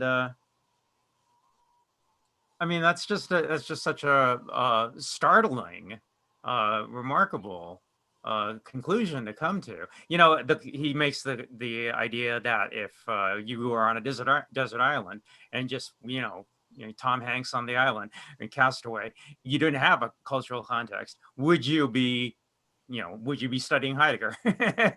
Or would you be making a cabinet? Would you be doing all the stuff? The chances are probably not.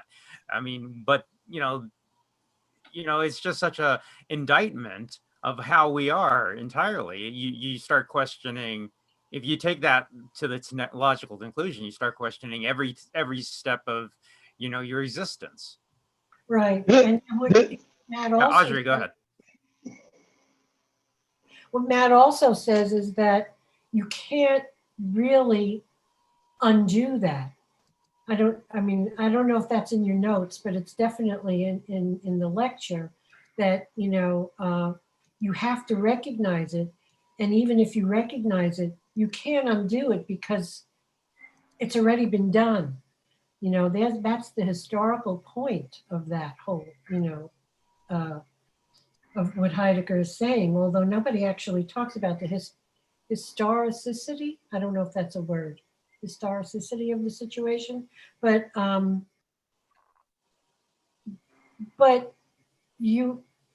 take exception with Matt's term of measuring against rather than we're part of. You know, it doesn't, I don't know if everybody measures against, and maybe because there's negative connotations to that. It sounds so bourgeois, you know, but I don't know. Well, I think it reviews, you know, he's trying to show that, show the insecurity of our being, you know, that this kind of, it is, speaks about an inauthentic existence where you allow they, you know, the they to set the standard for who you are, right? For what your being is. And it indicates that we are not satisfied with who we are. You know, we want to be they, right? So it indicates that we need to find our own being, right? In which we can be. This is what has annoyed me. Yeah, what you're pointing to here is a lot of people in these sort of discussions are trying to create the limits of the discussion. And Heidegger is not about the limits. Heidegger is about going back to who you are, where you came from. But everybody else is always, oh, these are the limits. These are the absolutes. These are the universals. They're getting lost on that point.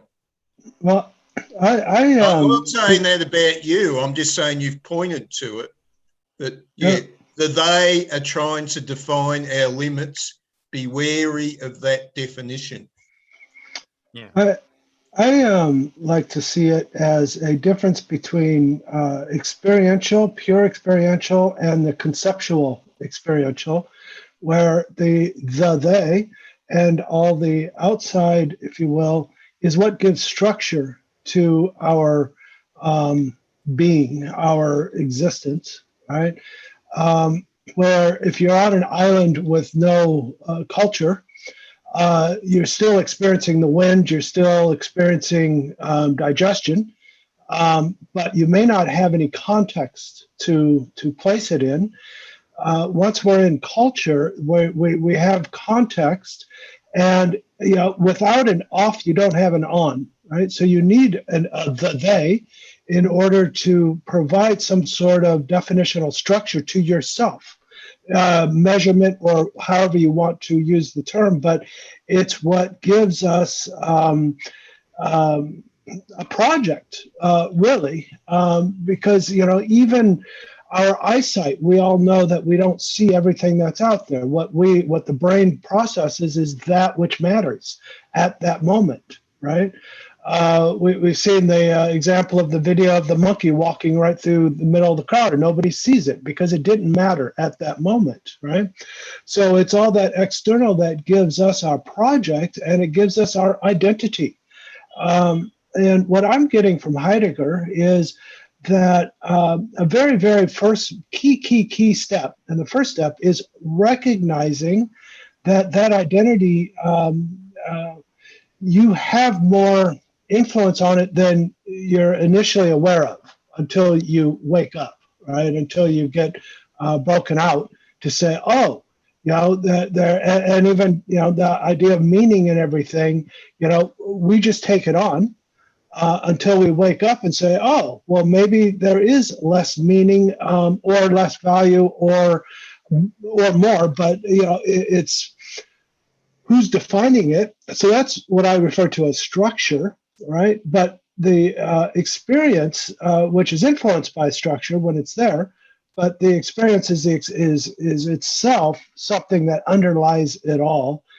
And I get the sense that where he's heading to from Matt's talk next is the questioning of self, that the self you may have that scary realization of there is no self without the they.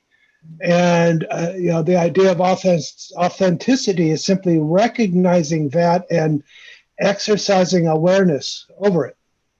I totally agree. Yeah. Right. So you're saying that we come into the world that is structured. We have a culture, and we come into to a world that is already structured, and our job responsibility is to realize that we are not just that structure that's been given to us, right? Mm-hmm. We are also able to create our own structure, but with other. With the structure in the world, right? But we have a role to play. It's like the Sartre's for itself, right? There's in itself. You can like immerse yourself in the structure and just be whatever the culture has made you to be, or you can be yourself. My impression of like Heidegger's They, from what I've understood, is that it's just this kind of like, it's this structural background of being like in a sociocultural circumstance. And it's what allows us to know how to walk down the street, know where to stand when we're in line, know where to sit at a restaurant, know how like to control the tone of your voice in different circumstances. It's from having a they self that we kind of appropriate for our purposes and our projects. So it's not like this like grim opposition where it's like we need to like strive to define ourselves against this. It's part of like that background that like makes up all of your activities and makes them sensible and opens up possibilities for you. So it's not like this like severe opposition that I detect. To me, it's just supposed to be like this light background of like how you're conducting yourself and all of these subtle ways in which we attune to our surroundings and the others, so that we know where to go and what to do and what we're doing next, et cetera, et cetera. You're missing in a little bit, Heidegger. This is what he's trying to point out. I'll repeat it again. You are important. You are not merely just subject to the externals. Go back to who you are. You are important. Don't believe those voices outside yourself that say you don't matter. You do matter. And Heidegger is not saying this just in an ordinary sense. He is saying this in a cosmic sense. Well, the sign widths open up concern. So be it good or bad. So we wouldn't even have anxiety probably if we lived in a isolated world. If we had that kind of possibility. So we go to, a lot of people go to isolation when they're trying to relieve anxiety, shy people. I even took days off from work because of feeling anxiety. I remember doing that. It was,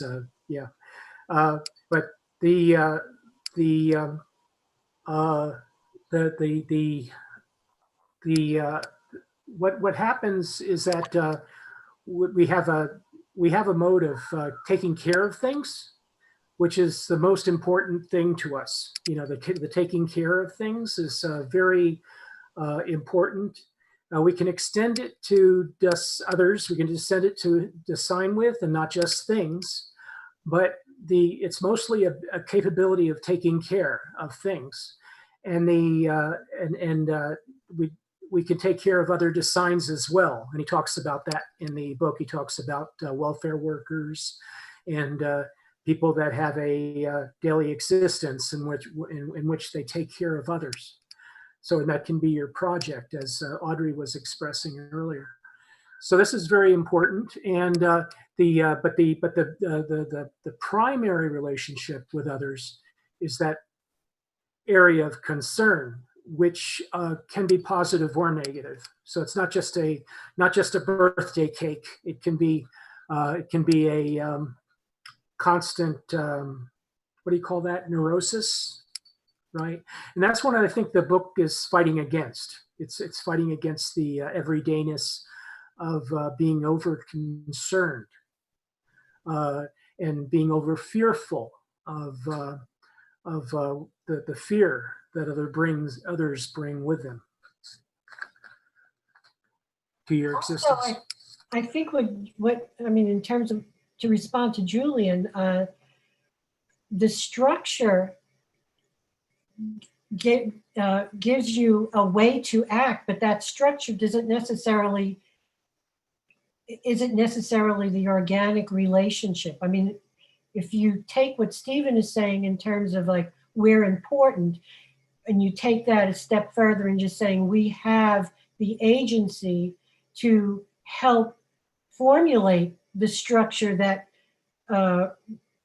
that we want to be part of, that we're talking always in relationship, in context with others, but that the structure that's already there might be, you know, a Judeo-Christianity kind of culture with those kind of morals, and those are the people that are telling you where to step in line.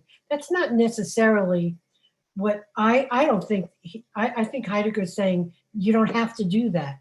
That's not necessarily being authentic. That means you're just following along, that you can look at the structure and just actually like look at it and say, huh, you know, we can work with this, you know, and we can do this and we can expand it. And that's where the light comes in, that you're broadening that whole, your perspective and what you're actually looking at and seeing and experiencing. And to do that, when you're in the light, you're not in the center of the light. You have to go to the edges so you can see the whole thing. Look at my hands, they look so big on Zoom. It's but it's, you know, it's that. It's showing that we can actually. You just had a moment there. Not how I want to be in the world. You just discovered two new beings. But I'm just saying it's that we have opportunities here. And sometimes to shake our world, we need some kind of interruption. And that interruption will say, if you listen to it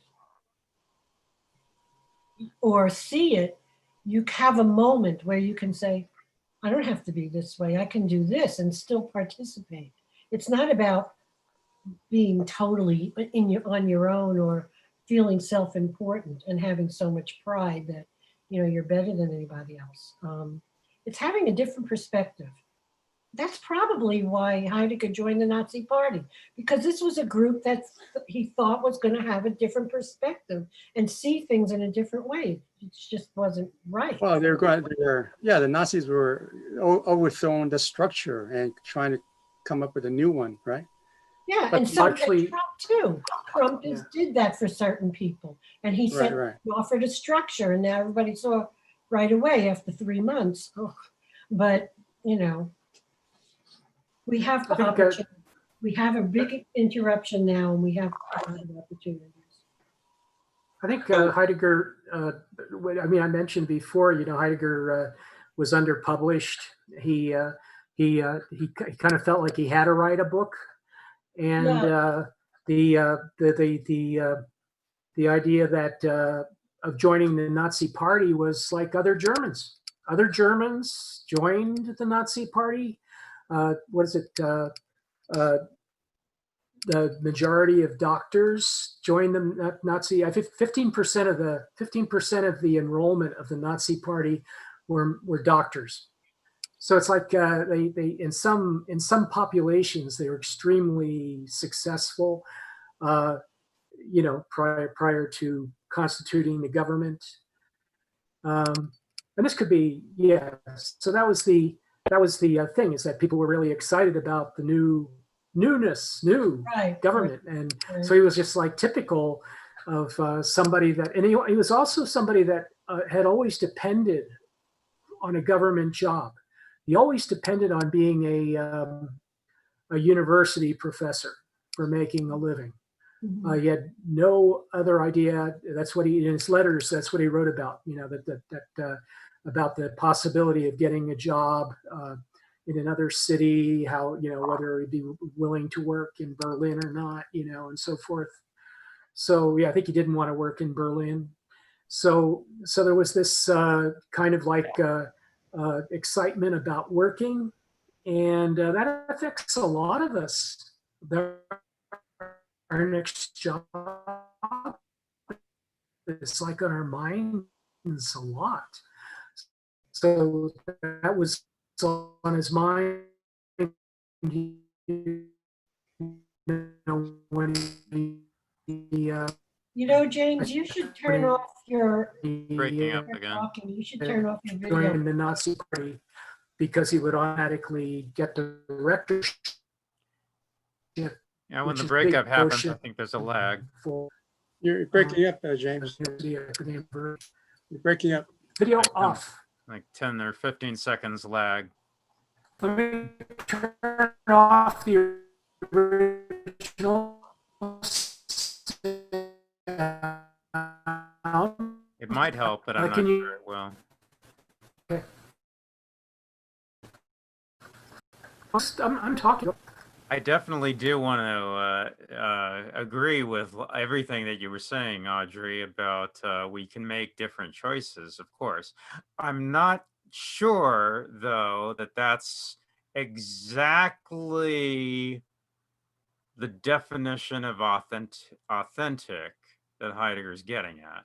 I think he's using a very definite definition of authenticity. I think it's actually going to get a little bit clearer in the next class, the next lecture. But, you know, the question is, what is what is being? We're trying to get to what is being. And we've been pursuing this for, 5 weeks now, 6 weeks now. And what we're starting to come to is what being is. There is no individual self-being outside of the cultural, social, economic context that we live in. That doesn't exist. We only exist inside of a cultural context. We only exist inside culture, inside society, inside civilization. If we were Tom Hanks on the desert island, we wouldn't have the same being in the same way. It's like what do you call it? Negative space. The absence defines the outline of the subject. Not absolutely. We always have been, but it's correct. Our being changes according to circumstance. Right. So to answer the question, what is my being? We come to the startling conclusion that I only have being insofar as I am engaged in a wider context of society. And that has to be authenticity. You're saying that acknowledging that is what's authentic, or how you work with it? Sorry, yeah, Jillian, go ahead. I have a working sense for authenticity that, or this is my working sense for authenticity in contrast to like inauthenticity.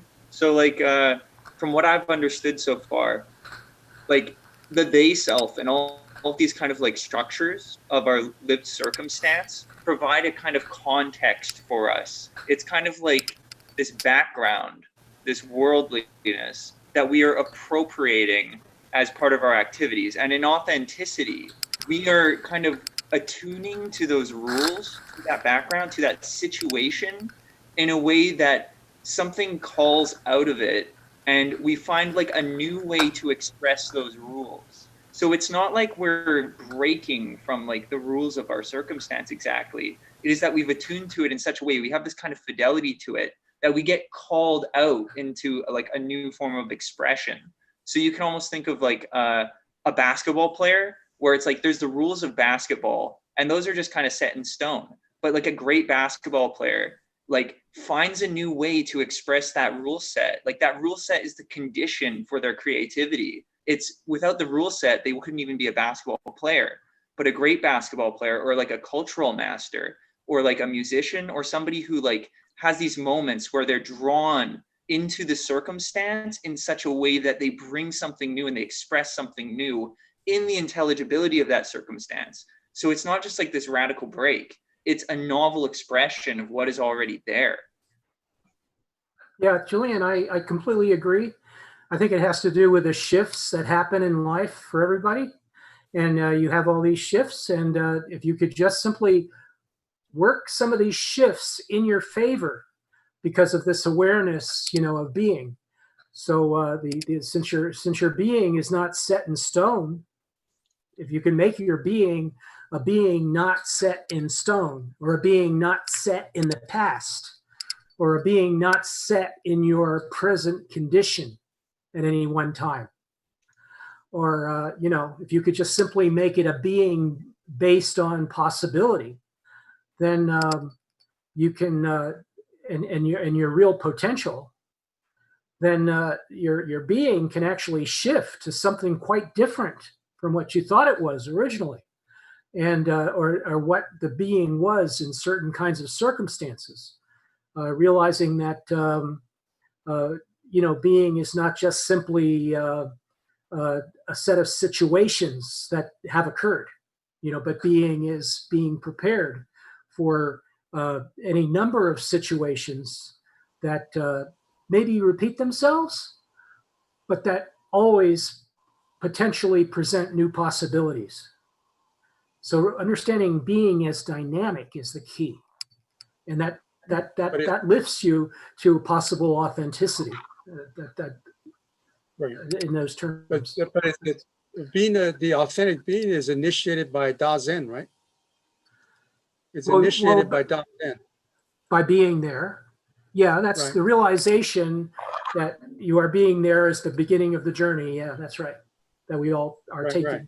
Yeah. Right. So the authentic being is the one that's initiated and continues through his agency, the agency of Dasein. So you're saying the inauthentic. What is the inauthentic then?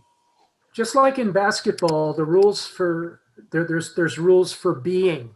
Right. So when you learn the rules of being, it makes life easier, and it makes being authentic easier. So what were you saying? What was the question exactly? Well, what is it defined? What is the inauthentic being? How's that defined?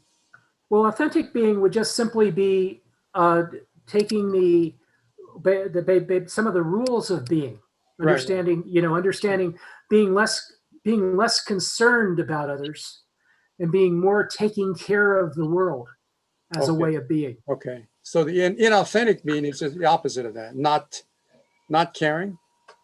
Caring about others, caring mostly about others, caring about not so much to do them, a favor, but sort of like caring about, like what's the consequence of the others in your life. Not necessarily overbalanced in the negative direction, but just sort of like this attachment to being concerned about things and others, So it's in Buddhism, it's called the attachment of things. It's not a brand new idea. Mm-hmm. So this detachment and forwarding of being is the key subject here. And Buddha made serious mistakes. I mean, I don't see these ideas verbatim in Buddhism, but just some of them are echoed. Well, yeah. So you could say that inauthentic being is an attachment to one's cultural structures and the rules and so forth, right? Kind of going through the motions of life. Yeah. An authentic being would be, those rules, what the things are in your culture that makes you who you are, but you can be detached from them and be your own. So I would like to yourself from them. I would like to make a few points about some of the languages of like detachment and stuff like that, where it's not like authenticity is something like Dasein initiates, so to speak. Dasein is participant to authenticity, because authenticity is an appropriation of the circumstances, of the situation, of the kind of background rule set that is present. So Dasein appropriates the background and has this kind of like fidelity towards like what's going on in the situation, such that something like there's like this opportunity for like a creative moment. You can almost imagine like when maybe you're at a party around a campfire with your friends or something like that, and somebody just like, they notice that there's something going on and they manage to make like a really funny joke or a story out of it, or like some kind of a scene or something like that. Like they've appropriated the circumstance, and it's a circumstance in which people are generally being like just kind of polite, kind of chit-chatting and stuff like that, like doing what they're supposed to do. That would be inauthenticity, where it's just like we're kind of doing what we're supposed to do. Authenticity would be this kind of like creative moment that utilizes and appropriates that circumstance in a way so that something like new, something that is like that distinguishes itself comes forth, not as like just like some sheer act of will, not as like a like just some like initiative, like some break, but it comes through the circumstance. So I hope like the little like word flips there kind of give a little bit more clarity to what like my sense of like authenticity and inauthenticity are. I think it's a good explanation. I'm sorry, go ahead, Shauna. Is it absolutely necessary though for there to be the novelty? And why I say that is actually Matt references this, I think in one of his first or second lectures, where he talks about, he'll say this once in a while, I'll say, you know, sometimes I'll have a friend and I'll say, hey, this person's my friend. Like this person's my friend. Like I'm actually playing soccer. I'm actually playing soccer. So it's not necessarily that something new happens, although that definitely could be part of it. But could you also be at the campfire and have this moment of realization of, oh, wow, I'm at this campfire and there's a fire and we're talking and how did we all connect together? Like that, wouldn't that still fit under the umbrella of what authentic is?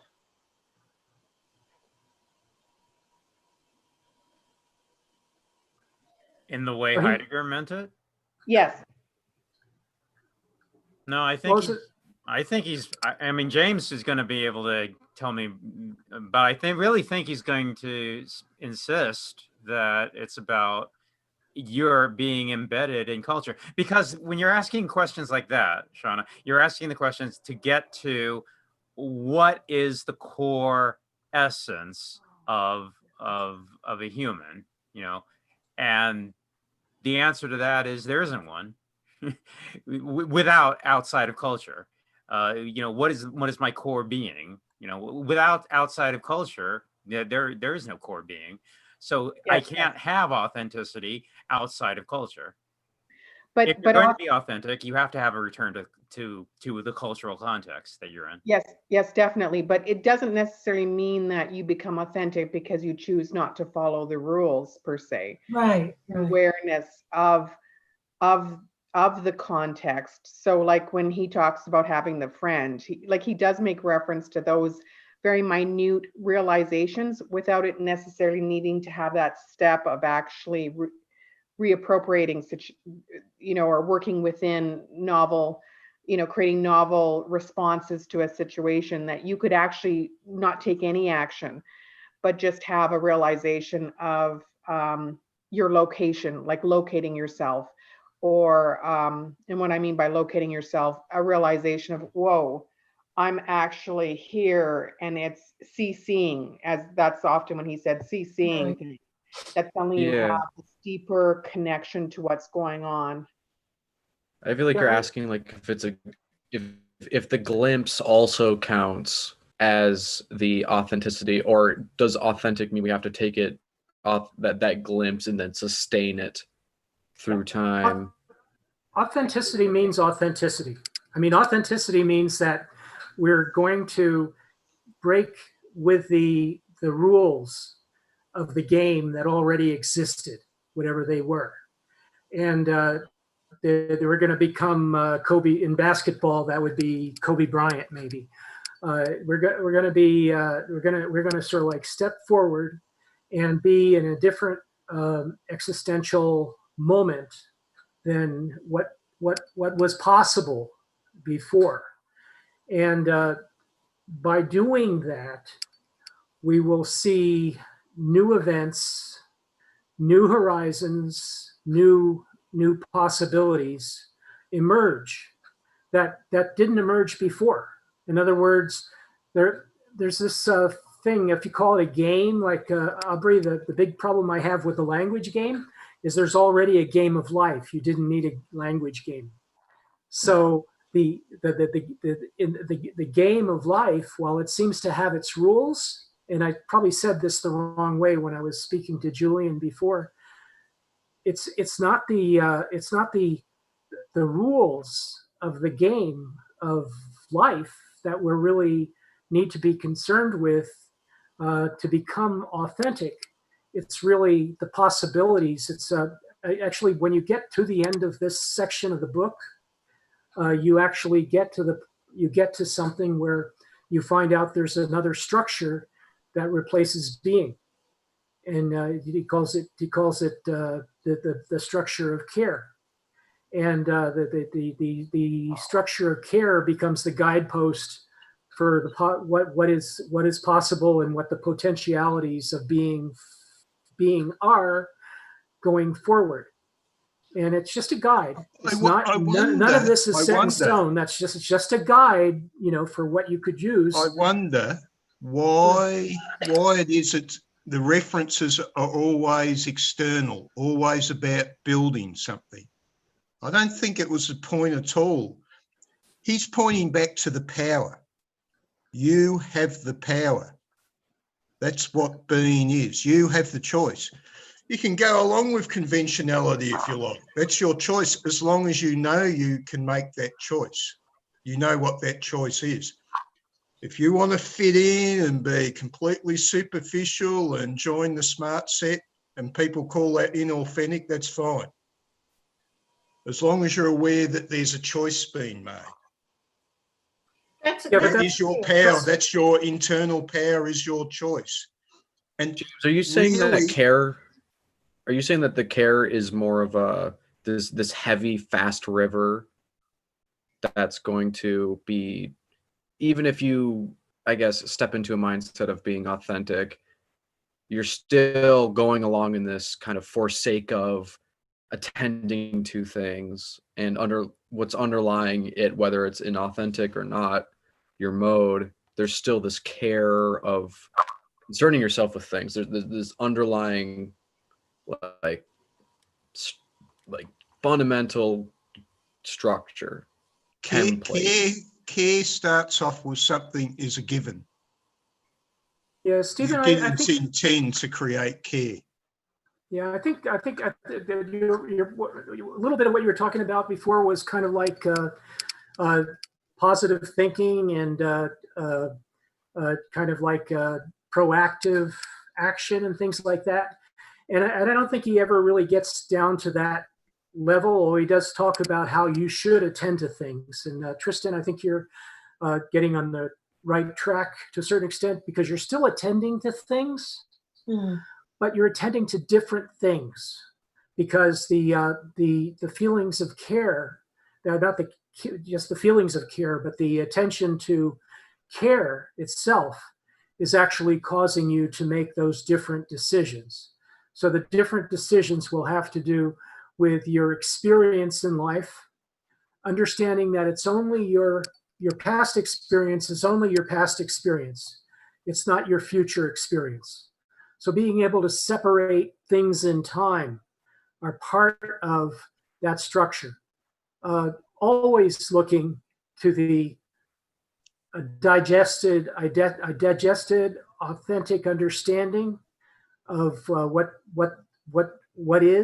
is part also, and what will be is part of that. Especially what will be is part of that structure, and that clear sight, clear seeing, and so forth, of course, is essential. And foresight, but foresight is more essential. In other words, for Heidegger, everything is the future. If you pay attention to the future, you're kind of on the road to being. And that's I think that's one of the things he's talking about in his later books.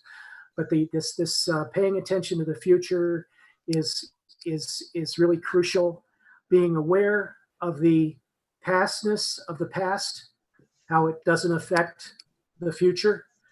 That it's only the situation that exists in the future, that affects the future.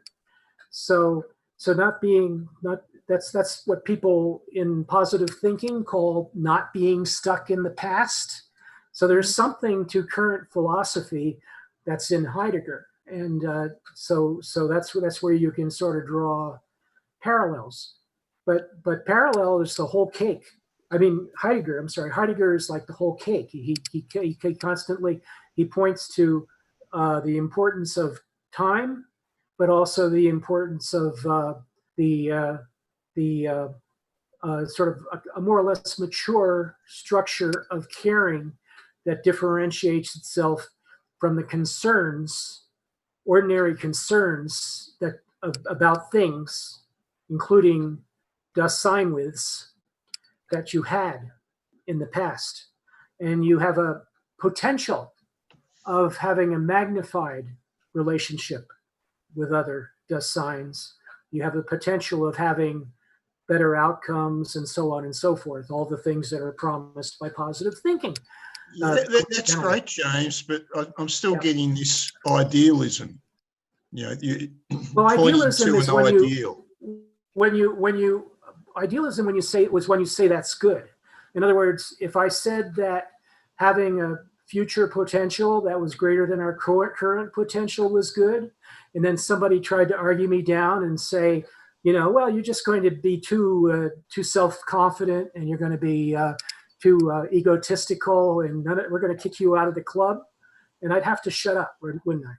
So we sort of have to be careful of being idealistic, and this idealism doesn't apply to this philosophy very well, because as soon as you mix it with idealism, you can get in that kind of trap of we're always going to think positively, and that's going to get us where we're going. The only thing that's really positive about this is that we focusing on the future. We're going to focus on the authenticity, on our own authenticity, and our own authentic horizon, and the structure of care, and begin to put away some of those. But put away some of those. I'll just bring in a movie reference from the past. Yeah. The movie reference is Dark City from about 20 years ago. Do you recall that film? I didn't see it. No, I don't think. Well, probably one of the most important films you could ever watch in regards to this sort of material. Okay. I'd suggest you do a search and have a look at the story. I like cinema. Well, we're continentals. We're allowed to enjoy cinema. Very good, Stephen. Spoken as a Yank, you're great. So James, just to sort of expand on what you said, if I was in a situation where I realized authentically I needed to leave my job in the warehouse because I really felt passionate towards a particular group, but to survive, I needed to stay working in the warehouse, I'm still essentially in that point representing an authentic Dasein, because I have this awareness of what of my current situation, what's around me, how I need to proceed. But at that time, even though I'm not acting it out, doesn't mean I'm not authentic. Like you say, to be. That's an authentic possibility, right, not an authentic potentiality. So I mean, that's excellent. Yeah, excellent example. You can just simply be, you can exist as a mixture of authentic possibilities, but those possibilities can actually begin contributing. Once you start to adopt those authentic possibilities, they can begin to contribute to an authentic present. And the authentic present is the icing on the cake.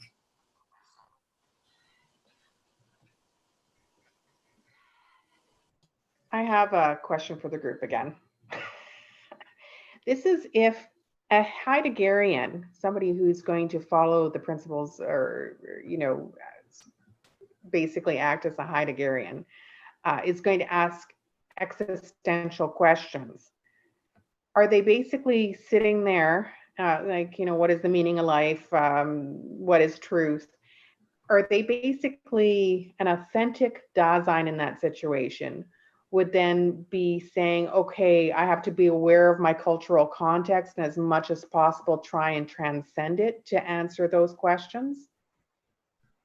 I would say the ontical existence. In other words, the reality or the touchiness of life is much more important to a Heideggerian. A Heideggerian will be able to theorize about. Heidegger uses this in this chapter. He uses this statement a lot. He says, "I mean this existentially, not. Oh no, I mean this existentially, not categorically." So we're not just going to be concerned about good and bad and categories anymore. We're going to be concerned, and we're not going to be concerned as authentic and inauthentic as categories. We're going to just simply, be concerned about or authenticity as a category. We're going to be concerned about the existence that leads to a particular kind of existence that leads to a particular kind of outcome. And the existential analysis that's part of that is things like analyzing situations, analyzing relationships with things, and so on and so forth. But always from an existential perspective, never from a categorical perspective. Okay, let me see if I can reframe that. So yes, you brought me home again to, well, that wouldn't be a Heideggerian thing anyway. So yes, good point. But ultimately, if I'm going along the path and I want to be, I want to find some of those essential sort of a harder truth. Yes, I know it's going against the Heideggerian principle, but ultimately, if I'm looking for novel ways to do things, if I'm saying, well, wait a second, I don't want to follow the cultural norms that exist around me, there might be that expansion that I go through. So it may not be a full-fledged existential journey, but it has those elements of saying, well, what is the truth outside of my current context to some degree, because I don't want context to define everything. I don't see how.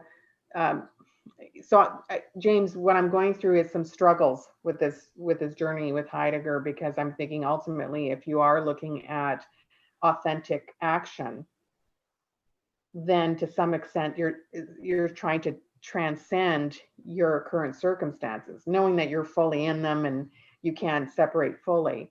But there is these existential qualities about that journey.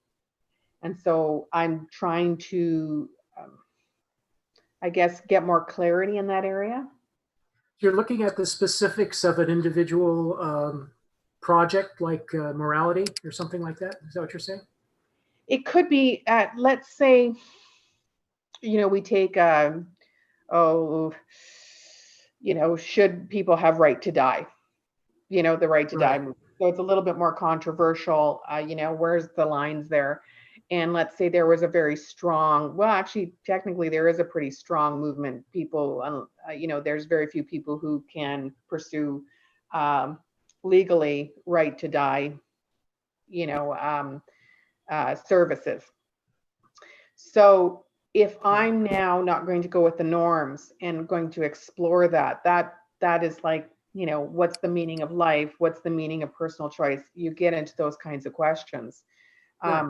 And so to be able to seek out what is fair and what's not the norm, I don't see how it can't go existential. Can I just say something? I mean, please. I like that. Go ahead. Somebody else. Yeah. Well, I just want to say that, I understand in terms of Heidegger that if you're working within the frame of the concrete, doing just something like opposite of it, or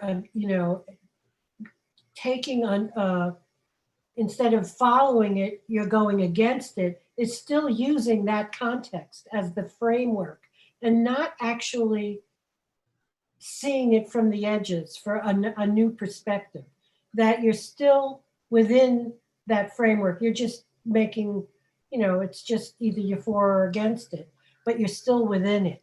So it's not quite the way I understand Heidegger or Matt for that reason, the lecturer. So I don't know, maybe David can speak to that, but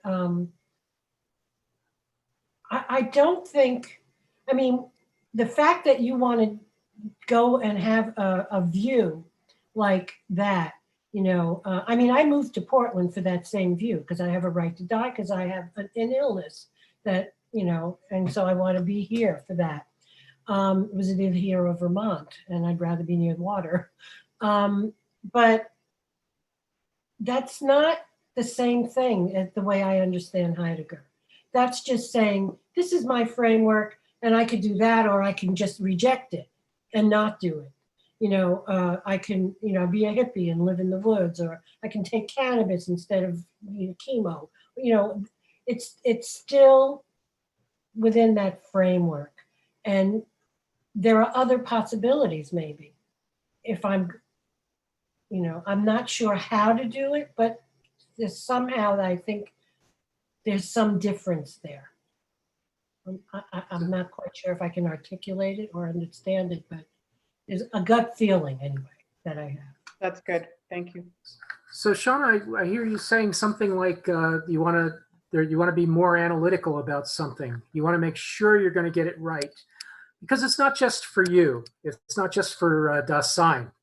This is something for the world. So in other words, and not the world in terms of your involvements. This is the world in terms of if the world gets this wrong, too many people will die.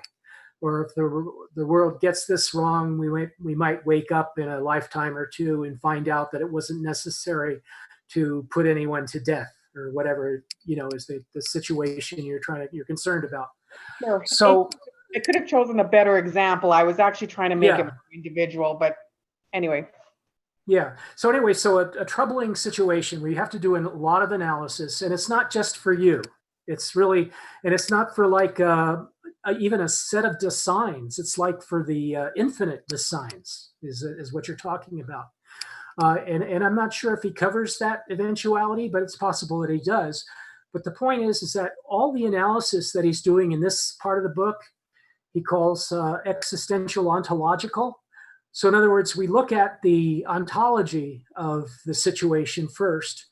And then once we've deduced what the ontology is like, then we go to a existential meaning, because everything should have an existential meaning. If it doesn't have existential meaning, it's probably a deficient definition. So he comes up with these meanings of things. And then later in the book, he changes that to primordial ontological analysis. In other words, what is it that came first in our existence that should determine what we think about the temporality of existence? So in other words, there's another measuring in the second half of the book, which, or the last one third of the book. He's kind of like concerned about defining what defines the temporality of our existence, and how we are better off viewing the temporality of existence, the temporalities rather of existence. And and I hope, David, we get to that, because that's a fascinating part of it. But the idea of just simply being analytical about things in a kind of a value-free way, or in a kind of way of a priority-driven set of values, like an analytic philosopher, I don't think there's anything that's completely foreign to authenticity in doing that. In other words, it's possible that there exists somewhere an authentic, certifiable, completely authentic analytical philosopher. I know that might sound un-Heideggerian, but that's what I imagine, that you could simply analyze things down to the very bone without using ontologies, and get some things right in terms of society that they might agree with you. Heidegger would say probably, you better look at the ontology too. Don't forget the ontology, if you do something without ontology, you're probably going to make some mistakes.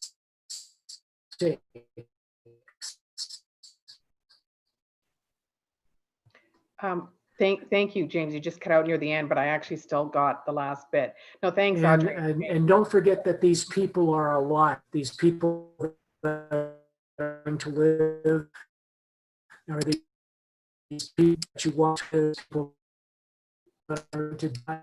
And then it's people, whatever your Okay, we found evidence there is a dark evil demon in the internet. We found proof at last. Yes, he keeps adversary, as the Jews call him, Shaitan, the adversary. He's in the internet. And he keeps on taking it out on James. No, thanks, James and Audrey. I think I mentioned before that I tend to expand Heidegger's work, expecting it to do more than he intended. And so you've brought me back into the core of his work. So thank you very much. Yeah, the ontology is essential, and that's what I'm really benefiting from right now at the current stage of my life, is referring to ontology when I think. So whenever I think about something unfamiliar, there's usually I find the ontological connections, and I find that very rewarding. I know I could just sort of like be logical, and that would probably keep me interesting in conversation and stuff. But the ontology is great because it gives me a lot of new ideas, and I really treasure them. James, if you're comfortable doing so, do you mind giving an example of one of those? Yeah, I can. Yeah, it's in my browser, which is right here. Yeah, I was also going to ask if you know of any, if you could suggest any books, James, or I don't know, videos of people explaining, of anybody explaining, or an article that gives a good example of how ontology is effective in examining, I guess, what is the ontical. Well, I think who was that, by the way? I missed it. This is Tristan. Tristan, yeah, I think that's I think this happens to be the best book. You could read a different book on Heidegger, and it might be just as good. But I have another book by Heidegger that's supposed to be very good, but I don't want to guess that it's better than this book. This is possibly the best book of all. I don't have video, sorry. This is the best, this might be the best book of all time, because time is part of the title. But this book talks a lot about ontology. So I don't know if you'll find a better book on ontology or ontological thinking. You have to read it carefully and not sort of skip over the ontology. When you see the ontology, kind of like treat it like a gift. This is an ontology, and you know how some people mind map? Maybe mind maps would help. I'm trying to mind map Kant now because he's so difficult. But the ontology is the ontology is kind of like the core of this, because it's not just logic, but he's tremendously logical, which makes it that's the part that makes it fairly easy to read, and might cause you to read it a little bit too fast. But so the ontology is important in every respect, and I don't know if there's a better book anywhere. The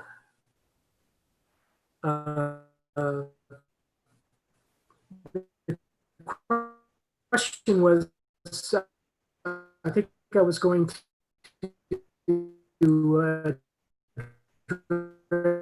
address what I came up with the other day. Yeah, I'm not catching any of this at the end. Which was so. Could you repeat the last bit of what you're saying? Totality of expectations. So that's my ontological definition of culture. And I came up with it when I was in a meeting of sociologists. I was in a sociology class, and they were discussing this various ideas about culture, and people were contributing individually, and the professor was interceding with sociological concepts and so forth. And it was about the importance of culture.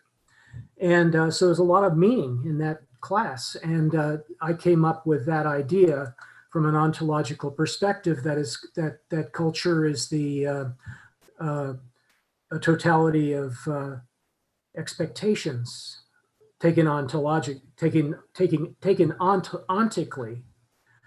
I didn't go through the whole series of steps that Heidegger might have taken.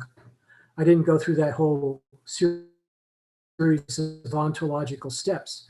What I did tell everybody is that when I think about culture, I think of it almost in a Kantian pure reason kind of way. In other words, I'm not talking about reason. I'm talking about culture is what's left over after you take out economics, government, politics, education, all the stuff that you're kind of like able to ontologically separate and kind of like understand separately. You could just simply leave culture as the residue. Because if you want to talk about music, you could just talk about music, and you could do an ontological breakdown of music.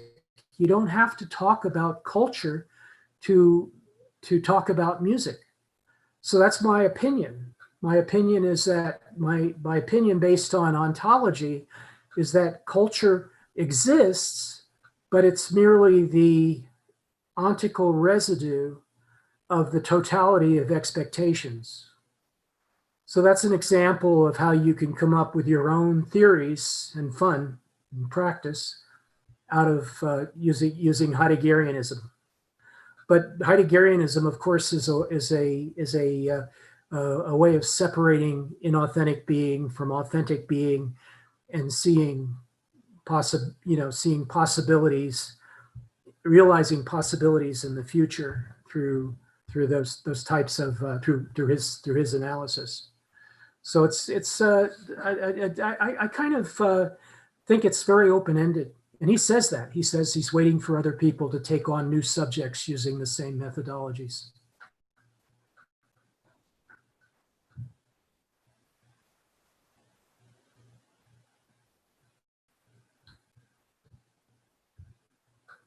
Thank you, Shana.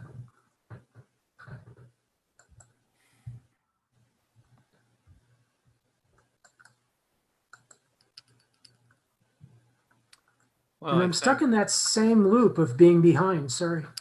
Yeah. I think what passed through my mind when Shana asked that was definitely, I don't think there's a lot of question that Heidegger had in mind the idea that we're going to transform, modify, alter, change the way we live. I mean, it could be argued that all philosophers want to do that at core. They're trying to get us to, encourage human flourishing, encourage human success and meaning and fulfillment. Heidegger is definitely hoping that we can transform society and civilization, and he has a very particular methodology to do so. But he does suggest that there is a multiplicity and potentialities in us and in the world and in our relation to it, and we can conceive of this richness, perceive differently than the way we've been enculturated. That's I think that's really the whole point of the. I'll disagree. Actually, I'll disagree that changing the world is particularly important. It's all about you. It's all about looking back to who you are. That power, that being. That's what's important. I think a lot of what we are actually covering actually is going to be covered in the next lecture. I hope everyone here is going to stick around, because I've listened to the next two actually, and the next two are really, really important. They're something else. A little bit of a logistical thing, David. I find I have to scan through quite a few meetups. Is there some way that we can get updates just to this one, or I'm just wondering if I'm missing something that everybody else knows. I mean, eventually I find it because it's on Monday nights, so I can find it. But is that there is no easier way? Do you get meetups emails when the announcement? I do. What's strange is I don't seem to see yours coming up. You're on the Portland group. I am. Or Seattle, one or the other. Well, I'm part of the Seattle Analytics and part of Soma. Is it called Soma? I can't remember now. Well, check your messages, because okay. I sent it. I actually, next Monday's is already up, and really? Oh, okay. Yeah. Okay. And it was announced, so it should be in your email. But yeah, that's it. That's okay. Oh, okay. I'm gonna make sure. But the thing is, if I put the emails, it'll give me all of Seattle's, won't it? Probably. Yeah, I think it will. Yeah. All your groups. Sorry. Yeah, I'll give you all your groups, so that you can unsubscribe from groups separately. So you have to. I'm sorry. Can you hear me now? Yeah. No. Yeah. Okay. So you can unsubscribe from emails for each group separately, but you have to go into the group page of every group. Right. And then under your settings in that group page, you can click off receive email notifications and turn that off for each group. So it's a little bit laborious, but I had about a dozen or so groups previously, and I went in there and set it so I would only receive notifications of the irregular groups that I didn't care about. Okay. It's probably I'm getting so many updates from Seattle, so that you must get mixed in the mix, so to speak, hidden in the mix. That can happen. Maybe you could just do a Heidegger search and see what comes up. Go to the meetup page for Seattle and put in the search Heidegger and see what comes up. Yes, good suggestion. I think we're in a historical problem here. See, once these search engines, Google and all these methods worked rather well, and the gremlins who own everything decided, we're not going to put up with that. We're not going to put up with people being able to easily find anything. This is deliberate, I think. Or am I just being paranoid? Yeah. Entertain possibilities, believe nothing. Well, guys, I have to go. I'm done. Yeah, we've done 3 hours here. This was great. Stick with it, because the next two are really, really great. There's a lot to come. Hey, David, quick question, not related to Heidegger, but I was curious. I think you had mentioned in the past that you, this group or maybe another group, had gone through Nietzsche with some lectures from Matt. I'm becoming, I really like Matt and his style, and I was just curious. As I mentioned before, I recorded every class I took with Matt, and if we wanted to, at the rate we're going now, we could probably do the entire collection of my recordings. At this rate, one per week, maybe a year and a half, we could do all of them. But we'll talk about that when we get there. Yeah. Okay. I was wondering if there was a past events to try to find that you might have posted We'll see the we'll see Nietzsche. what we want to do, and I'll put it to a Yep. vote. And we'll see what we want to cover next after. we're done. Fantastic, fantastic. Thank you. Yeah, sure. I Okay, have guys. a, I'm telling you. background. I was just wondering, David, Yeah, go ahead. you haven't seen the film Dark City made in 1998. No, I haven't. Oh my God, you've missed out considering some of the materials you're interested in. Well, maybe I'll make a note of it. It was a film. It was a film that was probably the best of comic book, with the best of psychological drama. You know, just all together in the one film. Very, very. I think it didn't do well in the box office since Joe Sixpack couldn't cope with it.